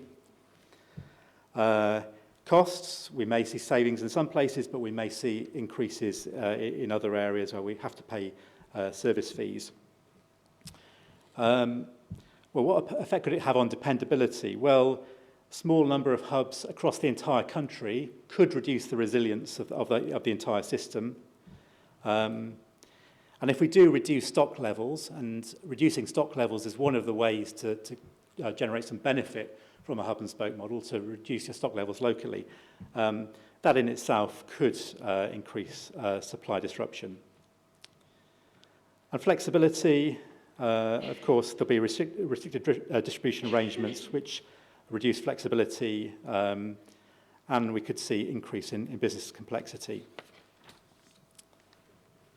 So is hub and spoke a strategy that independents should pursue? And I think there are 3 strategic objectives for us here. Firstly, to release capacity to deliver additional services. Secondly, to improve the efficiency of the service that we have. And thirdly, to improve the quality of the service, particularly with a focus on patient safety. And I think the evidence, the research that we've done, the evidence we've found, it really generates an awful lot of questions that I think ultimately people have to ask themselves individually. You know, will it deliver the strategic objectives? Does it align with existing capabilities of the pharmacy? How will the internal processes within the pharmacy respond to changes? Can we resource it? Because we know it's going to cost money. Will we get the required levels of operational performance? Does it affect our stakeholder relationships? Can we make our financial performance work with these models? And how ultimately will it affect the way we compete with others in the market? And we do have, as I've highlighted, some concerns about what this might do to competition. So how should we respond at this current time? Well, as a point I've made a few times, I think ultimately it's going to look different for everybody, really. Are you looking to introduce an inter or intra-company model? What's your existing capacity position? Do you need to create capacity or do you not? How efficient is your current way of working? Do you have opportunities for new services? And very importantly, are you thinking about automated dose dispensing or standard dispensing?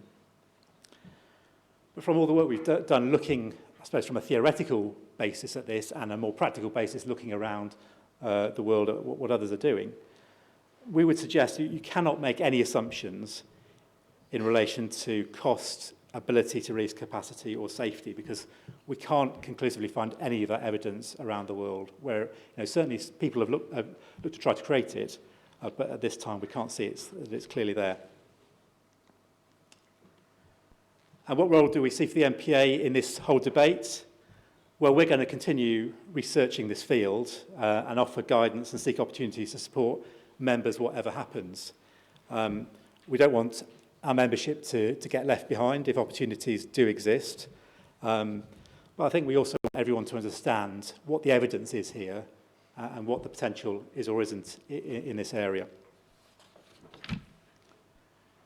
So returning finally to the hype cycle and where are we at the moment? I think we've certainly had some inflated expectations in the past about what this could deliver, and it's not been embraced in a widespread way across the UK. So we may be somewhere in the trough of disillusionment at the moment. Technology will change things, and nothing will stand still, and inevitably we'll expect significant changes in 5 to 10 years' time. But at the moment, we think the case is still to be made, and for most people, this isn't something that they necessarily want to embrace immediately, although I think everybody should have a good understanding, or should seek to have a good understanding about what hub and spoke and automation generally means, and what potential it may present for you.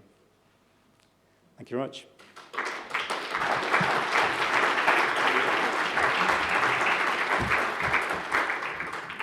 Thanks, Gareth. Maybe time for 1 or 2 quick questions. Do we have any audience questions for Gareth? Are we all in the trough of disillusionment? I've got got one question, Gareth. So the NPA took a very strong position against hub and spoke when the government was looking at rolling back the regulations. I guess it's a lot more complex and you've done a lot more work since then, but is the broad NPA view is still what regarding hub and spoke exactly? Yeah, so we took a very strong position against a proposal which we felt didn't clearly explain what hub and spoke was really about and what the realities of hub and spoke were. And it was linked to assumptions of cost savings. And I think that's what we really want to push hard against, because that isn't there here at the moment. So our position is that we will keep looking at this market and do whatever we can to help ensure that our members don't get left behind. Now, nothing might change for 5 years, but we can't predict what might happen in a number of years' time. So this is an area we want to keep a very close eye on and encourage our members to as well. Brilliant. Well, yeah, thank you, Gareth. It is a complex area, and thank you very much for going through the evidence so clearly, particularly taken by the slides about enablers and barriers and the impact on operations. So there's clearly a lot to think about, and we can draw a lot of evidence and from the global tour that Gareth took us around. It's clearly not an easy answer, but it's glad to know that it's good to know that the NPA are going to keep an eye on this, because this isn't going to go away. So with that, thank you very much, Gareth. Please show your appreciation for Gareth's presentation. Okay, right, I'm really looking forward to our final session, which is on genomics, the future of medicines. And it's going to be presented by Joanne Hackett, who is the Chief Commercial Officer at Genomics England. Now, I don't know about you, but genomic medicine still seems a bit futuristic and science fiction to me, but it's not. It's happening right now. Genome sequencing is moving on so quickly, and the cost continues to fall, that improved diagnosis, precision medicine, personalized care, we're getting there. In fact, we are there with respect to cancer and rare and infectious diseases. So it's an interesting and fast-developing area. Now, funded by the Department of Health, Genomics England is leading on this groundbreaking work. It was originally set up to deliver the 100,000 Genomes project. And last year, you'll be aware that Matt Hancock announced the expansion of this project to see 1 million whole genome sequenced by the NHS, and I think with plans to sequence 5 million in the next 5 years. So it's a very, very ambitious vision for genomic medicine in the NHS. And to tell us a little bit more about that, and perhaps why pharmacists need to get ready for this pharmacogenomic revolution as it moves into the mainstream, I'm delighted to welcome to the stage Joanne Hackett. Much.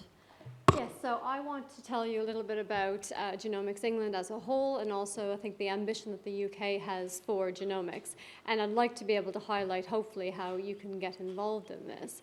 So as very clearly explained, Genomics England was set up by Department of Health about 5.5 years ago.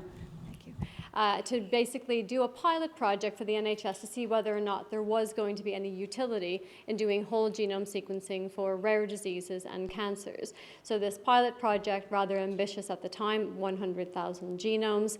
I don't think anyone really actually believed it was going to happen, so there wasn't a huge amount of hype about it. But fast forward 5.5 years later, and we did complete the 100,000 genomes project.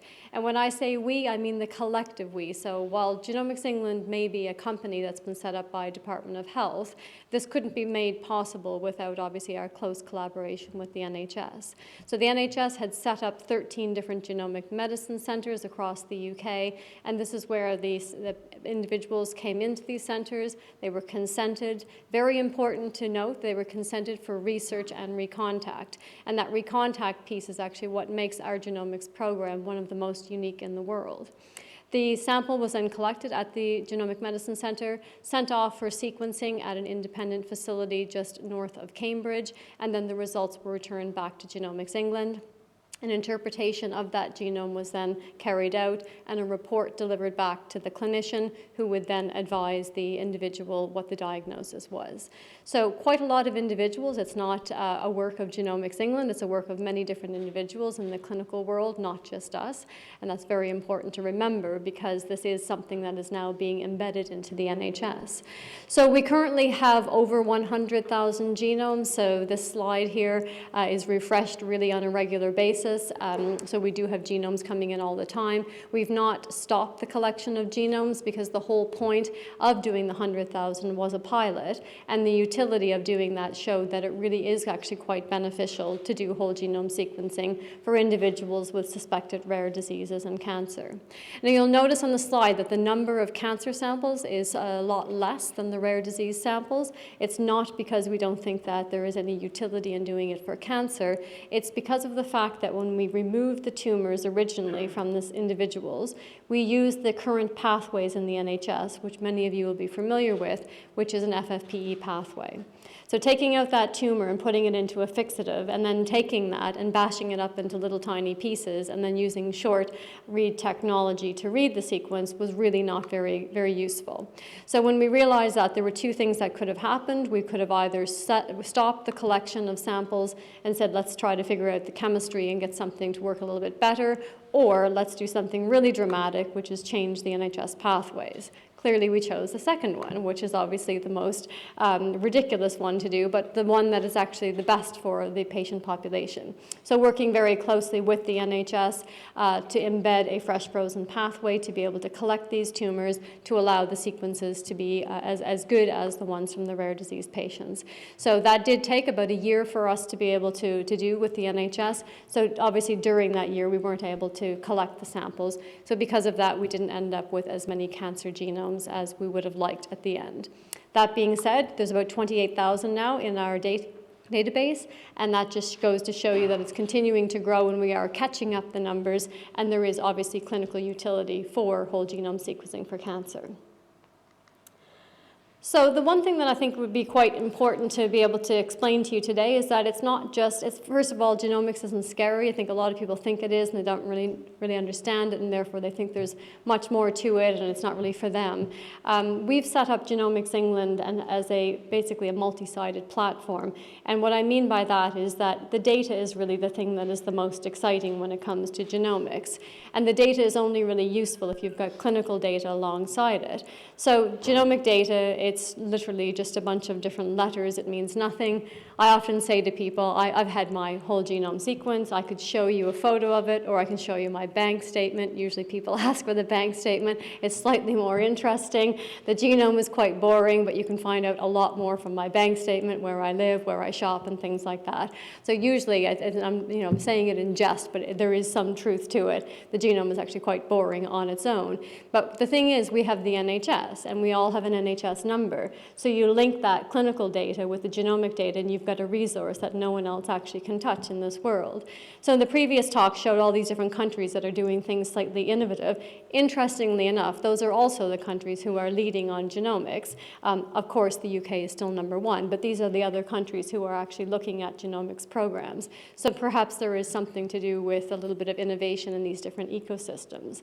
But the thing is, those other countries that were highlighted do have something similar to us, which is, for the most part, either localized healthcare systems that have longitudinal follow-up or healthcare systems that have it ubiquitously.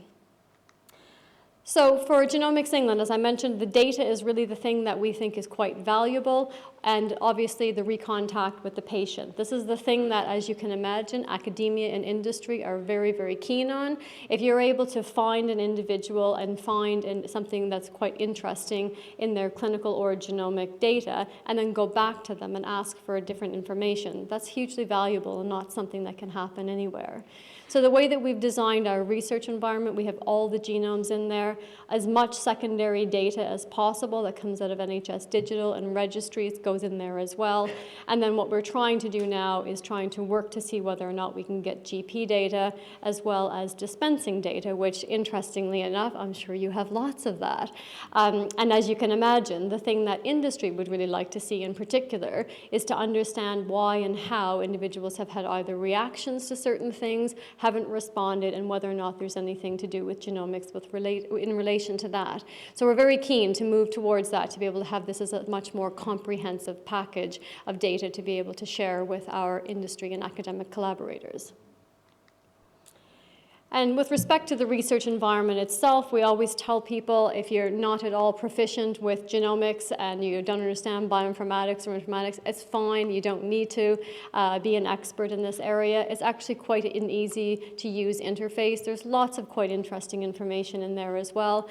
And I think, with respect to community pharmacy and with respect to any sort of pharmacist, this is an area of expertise that I don't think is actually taking a huge amount of upskilling. And there are lots of different educational initiatives for this, and I'm going to touch upon why I think that could be quite exciting in the future. So the real-world data set that I mentioned previously, as I said, we're still missing a few gaps here. The dispensing data is obviously quite important. The other thing that we've had a little bit of interest in, but we actually have no experience in doing this yet, is anything to do with wearables data. So clearly that is almost, for some people, the holy grail with respect to finding patient-reported outcomes. If there is an individual who is collecting information on their smartphone, or if they've got a Fitbit or something like that, if that's information that's quite helpful for their diagnosis or treatment plan, how do we incorporate that into our database as well? And I, for one, would like to think that there's probably something in the future, probably not too far in the future, that there would be a kiosk of some description in a pharmacy. People are going in, picking up their prescription, or they're picking up some tablets to go away on a trip, and lo and behold, they can plug it in and upload some data or something. I don't think it's that far away, and I think that's a really great way to be able to reach out to individuals who actually are collecting this data for us on a regular basis. And I just also wanted to highlight that one of the things that we're hoping to do with this data is really to make the UK one of the places in the world that is the best place to do precision clinical trials. So in the previous slide, I mentioned all this great data that we have.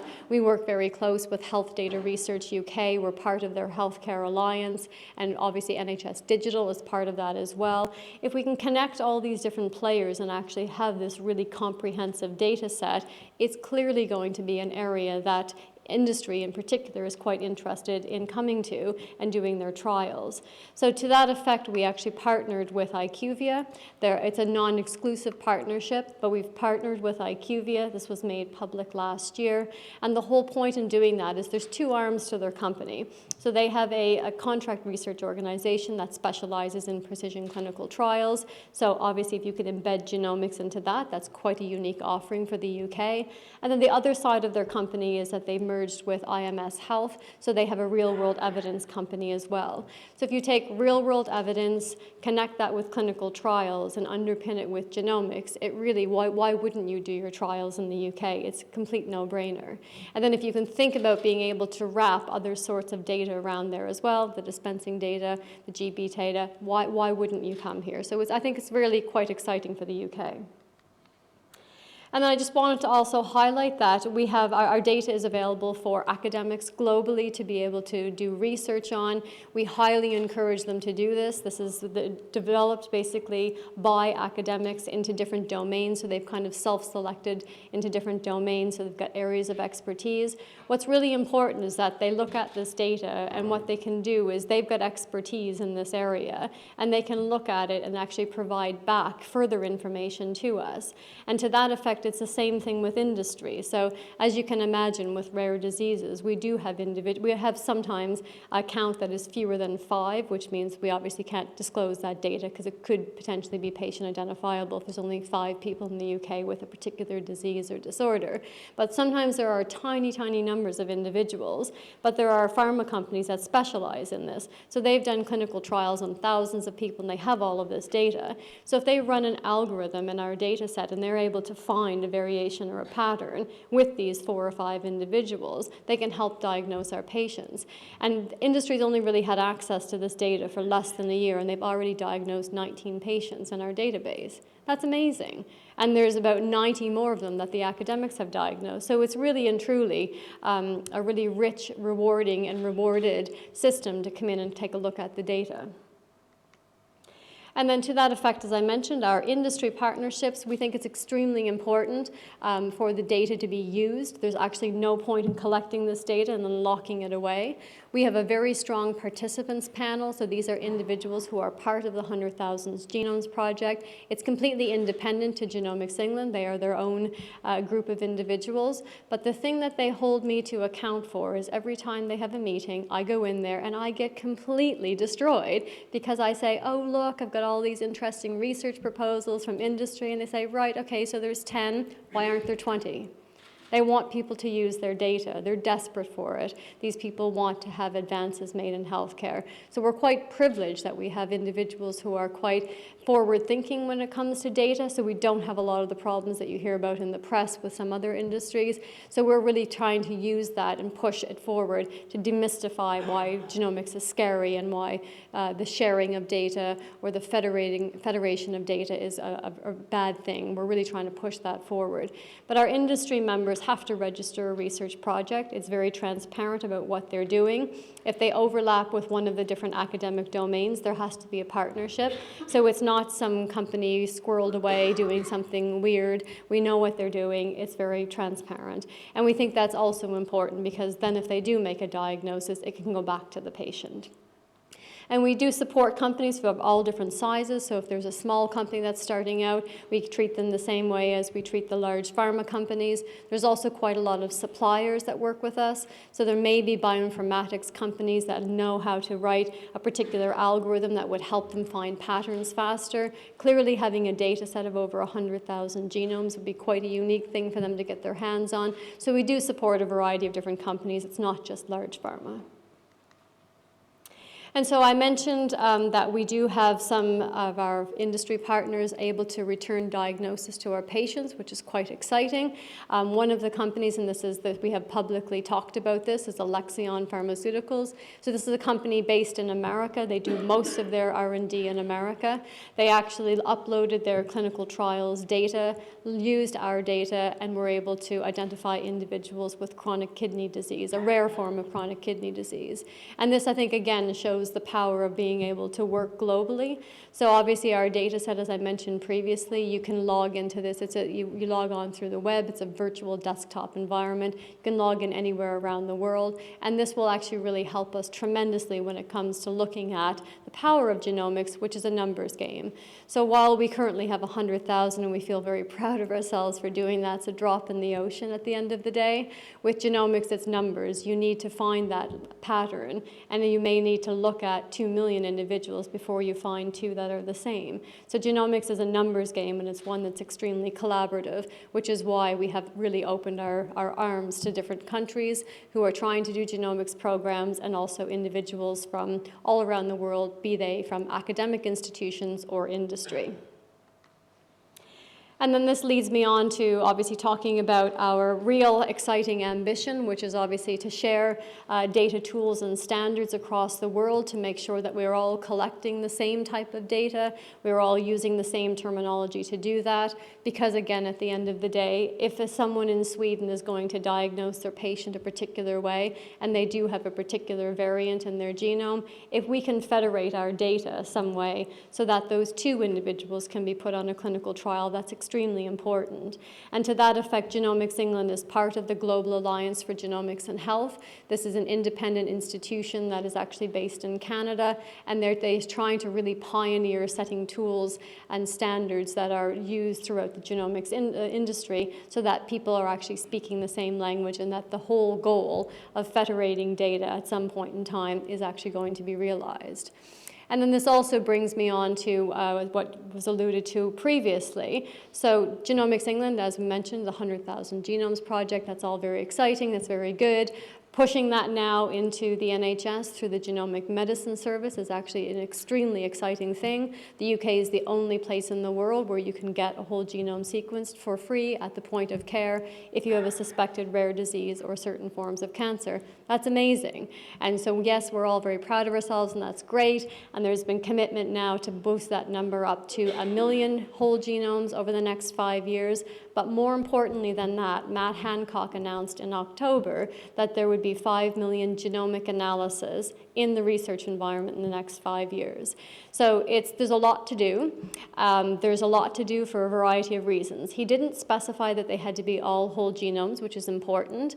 There is a particular need for exome sequencing and panel testing for certain things. And then obviously if you want to future-proof your data and you want to future-proof the healthcare economy, you would do a whole genome. So there's need for a lot of different genomic analysis. But if you're looking at doing this and you're trying to think about doing the math on that's a lot of people to reach. Although earlier today, I heard 1.6 million visits daily. So does this mean we can do this project in a week, right? Let's get real here.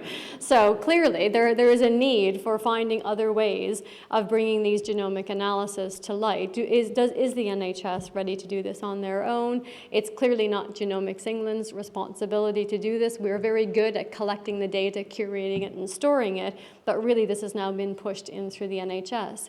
One of the other things that Matt Hancock announced as part of the 5 million, he very specifically said 1 million whole genomes. Then he said there would be cohorts of strategic cohorts, research cohorts, and the other thing he mentioned was healthy volunteers. Now, of all of those numbers, the smallest number he said was 100,000 healthy volunteers. And you can imagine, I'm sure you've read in the press, people went crazy about this. This is the thing that they picked up on the most. So what is a healthy volunteer, first of all? If all of us had our genome sequenced right now, I can promise you we all have variations of some description in there that are not quote-unquote normal. But what is normal? There haven't really been a lot of genomic sequences done on unhealthy volunteers. Whole genome sequencing up until just a few years ago was extremely expensive. So what does that look like? Is it going to be a whole genome sequence? Will it be a healthy volunteer? Do you have to pay for it? Is it a whole genome? There are a lot of questions still. So Genomics England has a task and finish group currently set up to address these questions. If any of you are interested in being part of that, please do let me know and I'll make sure that you're part of that. So there's a lot of opportunities in the next couple of years to look at what genomics could be, how it's delivered, how it's monitored, how additional information is collected, and let's get honest here. It's not going to happen from one particular vehicle. So I'm hoping to have opened your eyes a little bit to genomics, some of the opportunities, and some of the opportunities hopefully for you in the room today. So with that, I will thank you for your attention. Take any questions that you have, and our contact details are on the screen. Thank you.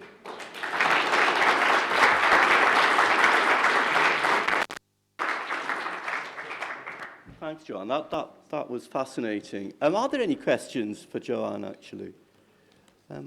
Yes, we have one. Mr. Gore.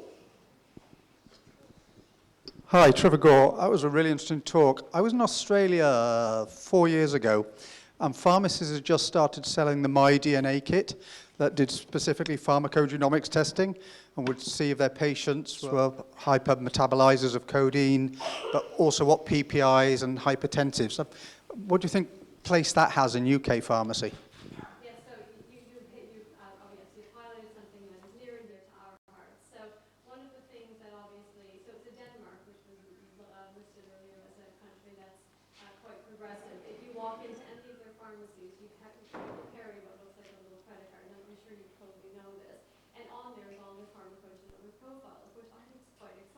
You go in, you get your prescription filled, you give them the card and they say, right, no, you can't have this, you need more of this, a higher dose, less. That's quite exciting. This is clearly can save so many different lives. Genomics England has a pharmacogenomic panel that we run. So we have this thing called Panel App, which we are able to identify a variety of different genes that are responsible for particular diseases and disorders. We then run them into panels to do research, but in addition to that, we have pharmacogenomics built in as well. Someone needs to give these results back to people. We don't deal with participants. We don't deal with the frontline individuals. This is probably something that would be quite a unique thing to be placed for pharmacists. And I'm sure if you're selling the MyDNA or 23andMe kit, you get loads of questions about this anyway. You know, there probably should be a more strongly linked responsibility with the pharmacy, to be fair. Thank you. Brilliant. Yes, there's one more question at the back there, please. Nigel. Yes, Nigel Chivers, the CIG. The ultimate end of the genomics study in the relationship that you have with industry and rare disease is obviously the gene therapies that have started to come to the market. Now, at the end of May, the FDA approved Novartis's Zolmestan at a patient treatment cost of $2.1 million, which most pharmacists in this room would not like to receive the script, I think, for that. And so the question really is the prices of the gene, at the top end of it, the prices of the gene therapies seem to sort of almost double with each one which comes up for rarer and rarer diseases. And so ultimately, when we get to Ehrlichman's bullet, which is the perfect drug for the perfect disease, how does that ever fit into the sort of current ways that we dispense and treat people? Excellent question. So this is where I actually think genomics will make drugs cheaper. I don't think we're ever going to get away with drugs being extremely cheap. They'll still maintain a certain amount of capital to make them.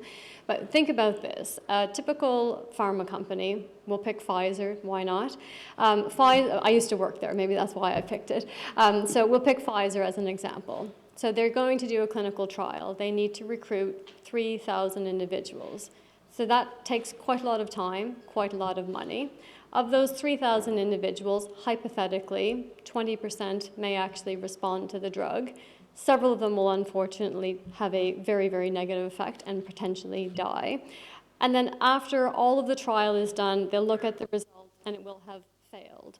Now, when this drug fails, unfortunately, the individuals who've died have that drug on their death certificate, which is not very helpful. And when it fails, it means that the company has just lost probably between 4 and 450 million pounds. That's quite expensive. So how do they make that money back? When they produce a drug that probably only costs 18p, they then charge you £2,000 for it. It's very expensive to develop drugs. However, if you actually look at the genomics of drug development, if you run, there's currently quite a few industry folks in our data set running virtual clinical trials. So they say, okay, right, we knew that this particular drug responded very well for 40% of the people, and let's do some interesting analysis here. And they have now run that trial after the fact using genomics and had the same predicted outcome. So if we could save a drug company £400 million to do a trial, surely that would drop the cost of the drug. Now, the UK is uniquely positioned to be able to offer that. There is the infrastructure in place with the NIHR to do the clinical trials. There is the genomics in place through Genomics England and the NHS. And there is the clinical data, which is unique through the NHS number. So why wouldn't you come here to do your trial? And of course that will reduce the cost. But you have to remember, right now, we can all take paracetamol, and how many of us will have a response to it? How many headaches will go away? Not everyone in this room. We all respond differently, and we respond differently for different reasons. And if you recall, when Dame Sally Davis wrote her Generation Genome report a couple of years ago, she effectively said, you need to unzip and let us see on the inside, because we are all going to try to give you medications and treat you the way that we would treat any other person who comes through our door. But you're different, and we don't know that. So there has to be a trade-off. It's like going into Google and hitting that little annoying tick box. Just go away, whatever, I don't care what the tick box says. I need to know how to find my way to go somewhere. You need to tick the tick box and say, I'm happy to give you the information about me so that you can treat me better. So until people are a bit more open about sharing their information, we're not going to be able to get to that granularity so that the drug cost comes down hugely. But I believe that we are in steps, definitely making steps in the right direction. And to that effect, with a real live example, there is a pharma company in America called Berg Health, and they do some very novel therapeutics with respect to cancer. And they had said to us, listen, we're doing this big clinical trial in America, and maybe we can get some patients from the UK, but this is a very rare form of pancreatic cancer. So maybe it's possible for us to get a few from the UK, and we can get some genomics done, and this will all be great. And we said, sure, fine. This sounds fantastic. So they started looking in America, and of course, it's very difficult for them to find individuals with genome sequence. It's very difficult for them to get the clinical data. And we were able to find five people, that's all they needed. We were able to find all 5 of them in the UK for a pancreatic cancer trial, which they came to the UK and delivered. That's the power of what we have sitting in our backyard today. So. Fantastic. Joanna, that was absolutely fascinating. Thank you so much Thanks. for that brilliant presentation. Please show your appreciation Thank you. to Joanna.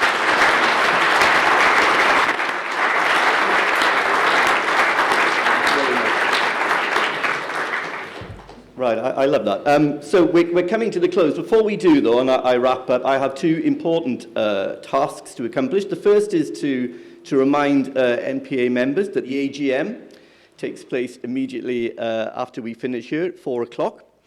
So if non-members will vacate the room, I'm sure, and the NPA will have its AGM.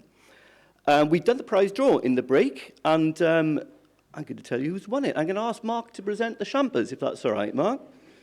The lucky winner is Rachel Potter. Yay!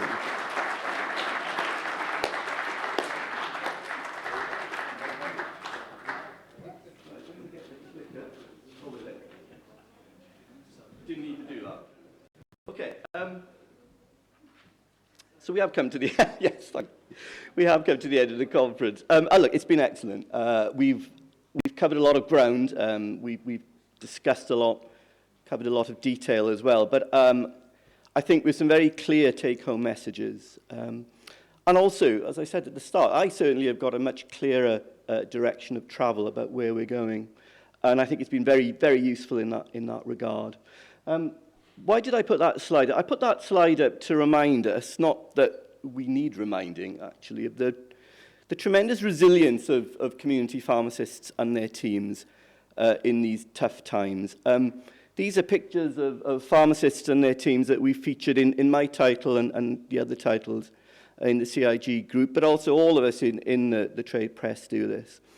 Celebrating best practice is a very important part of our role.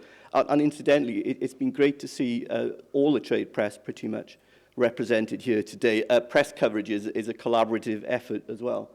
So that's appreciated.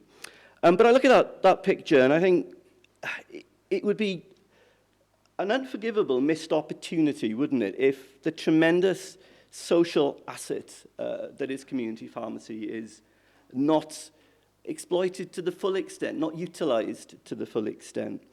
But that takes the right funding and it does take the right level of support. And I felt it was important to make that point at the end. Take-home messages, well, many, just a few that crop to mind. Read the long-term plan. Understand the situation locally. Find out where your primary care network is, who's in it, what pharmacists are in it, and start talking to them. From this morning, understand from Ed that the national focus, subject to negotiation, is on minor illness referral and urgent medicine supply. Although we need to understand more about what support will be in place if and when these services roll out nationally. NHS England has made it very clear that they must be delivered consistently and to a high quality. There is a lot of support out there available to you, and I urge you to use it, whether it's the NPA, got fantastic resources available for you. Similarly, PSNC and your LPC as well. And the professional press, we report this a lot at the moment. It's taken up a lot of our time because clearly it's very important to you and your businesses going forward that you get a handle on it. So I would urge you to read the press and engage with us as well. So just a few thanks. Thank you to our speakers for giving up their time to address us today. It's been great. And thank you also to the exhibitors and our sponsors, including our headline sponsor, Dexcel Pharma. And I think thank you for the NPA as well for putting together. This has been a tremendous conference. These things aren't easily done. And I think the NPA has gone to a lot of effort to put together such a high caliber conference. And I know Ashley and her team have worked really hard to get this thing on today. So I think you should show the NPA a lot of applause, appreciation. Thank you. But lastly, thank you to you all for coming and for your enthusiasm, actually, and your contribution and the fact you engage so readily. It's made it very pleasurable for me to chair, and I hope you've got and derived a lot out of today's conference, so thank you. And with that, conference closed. Thank you very much.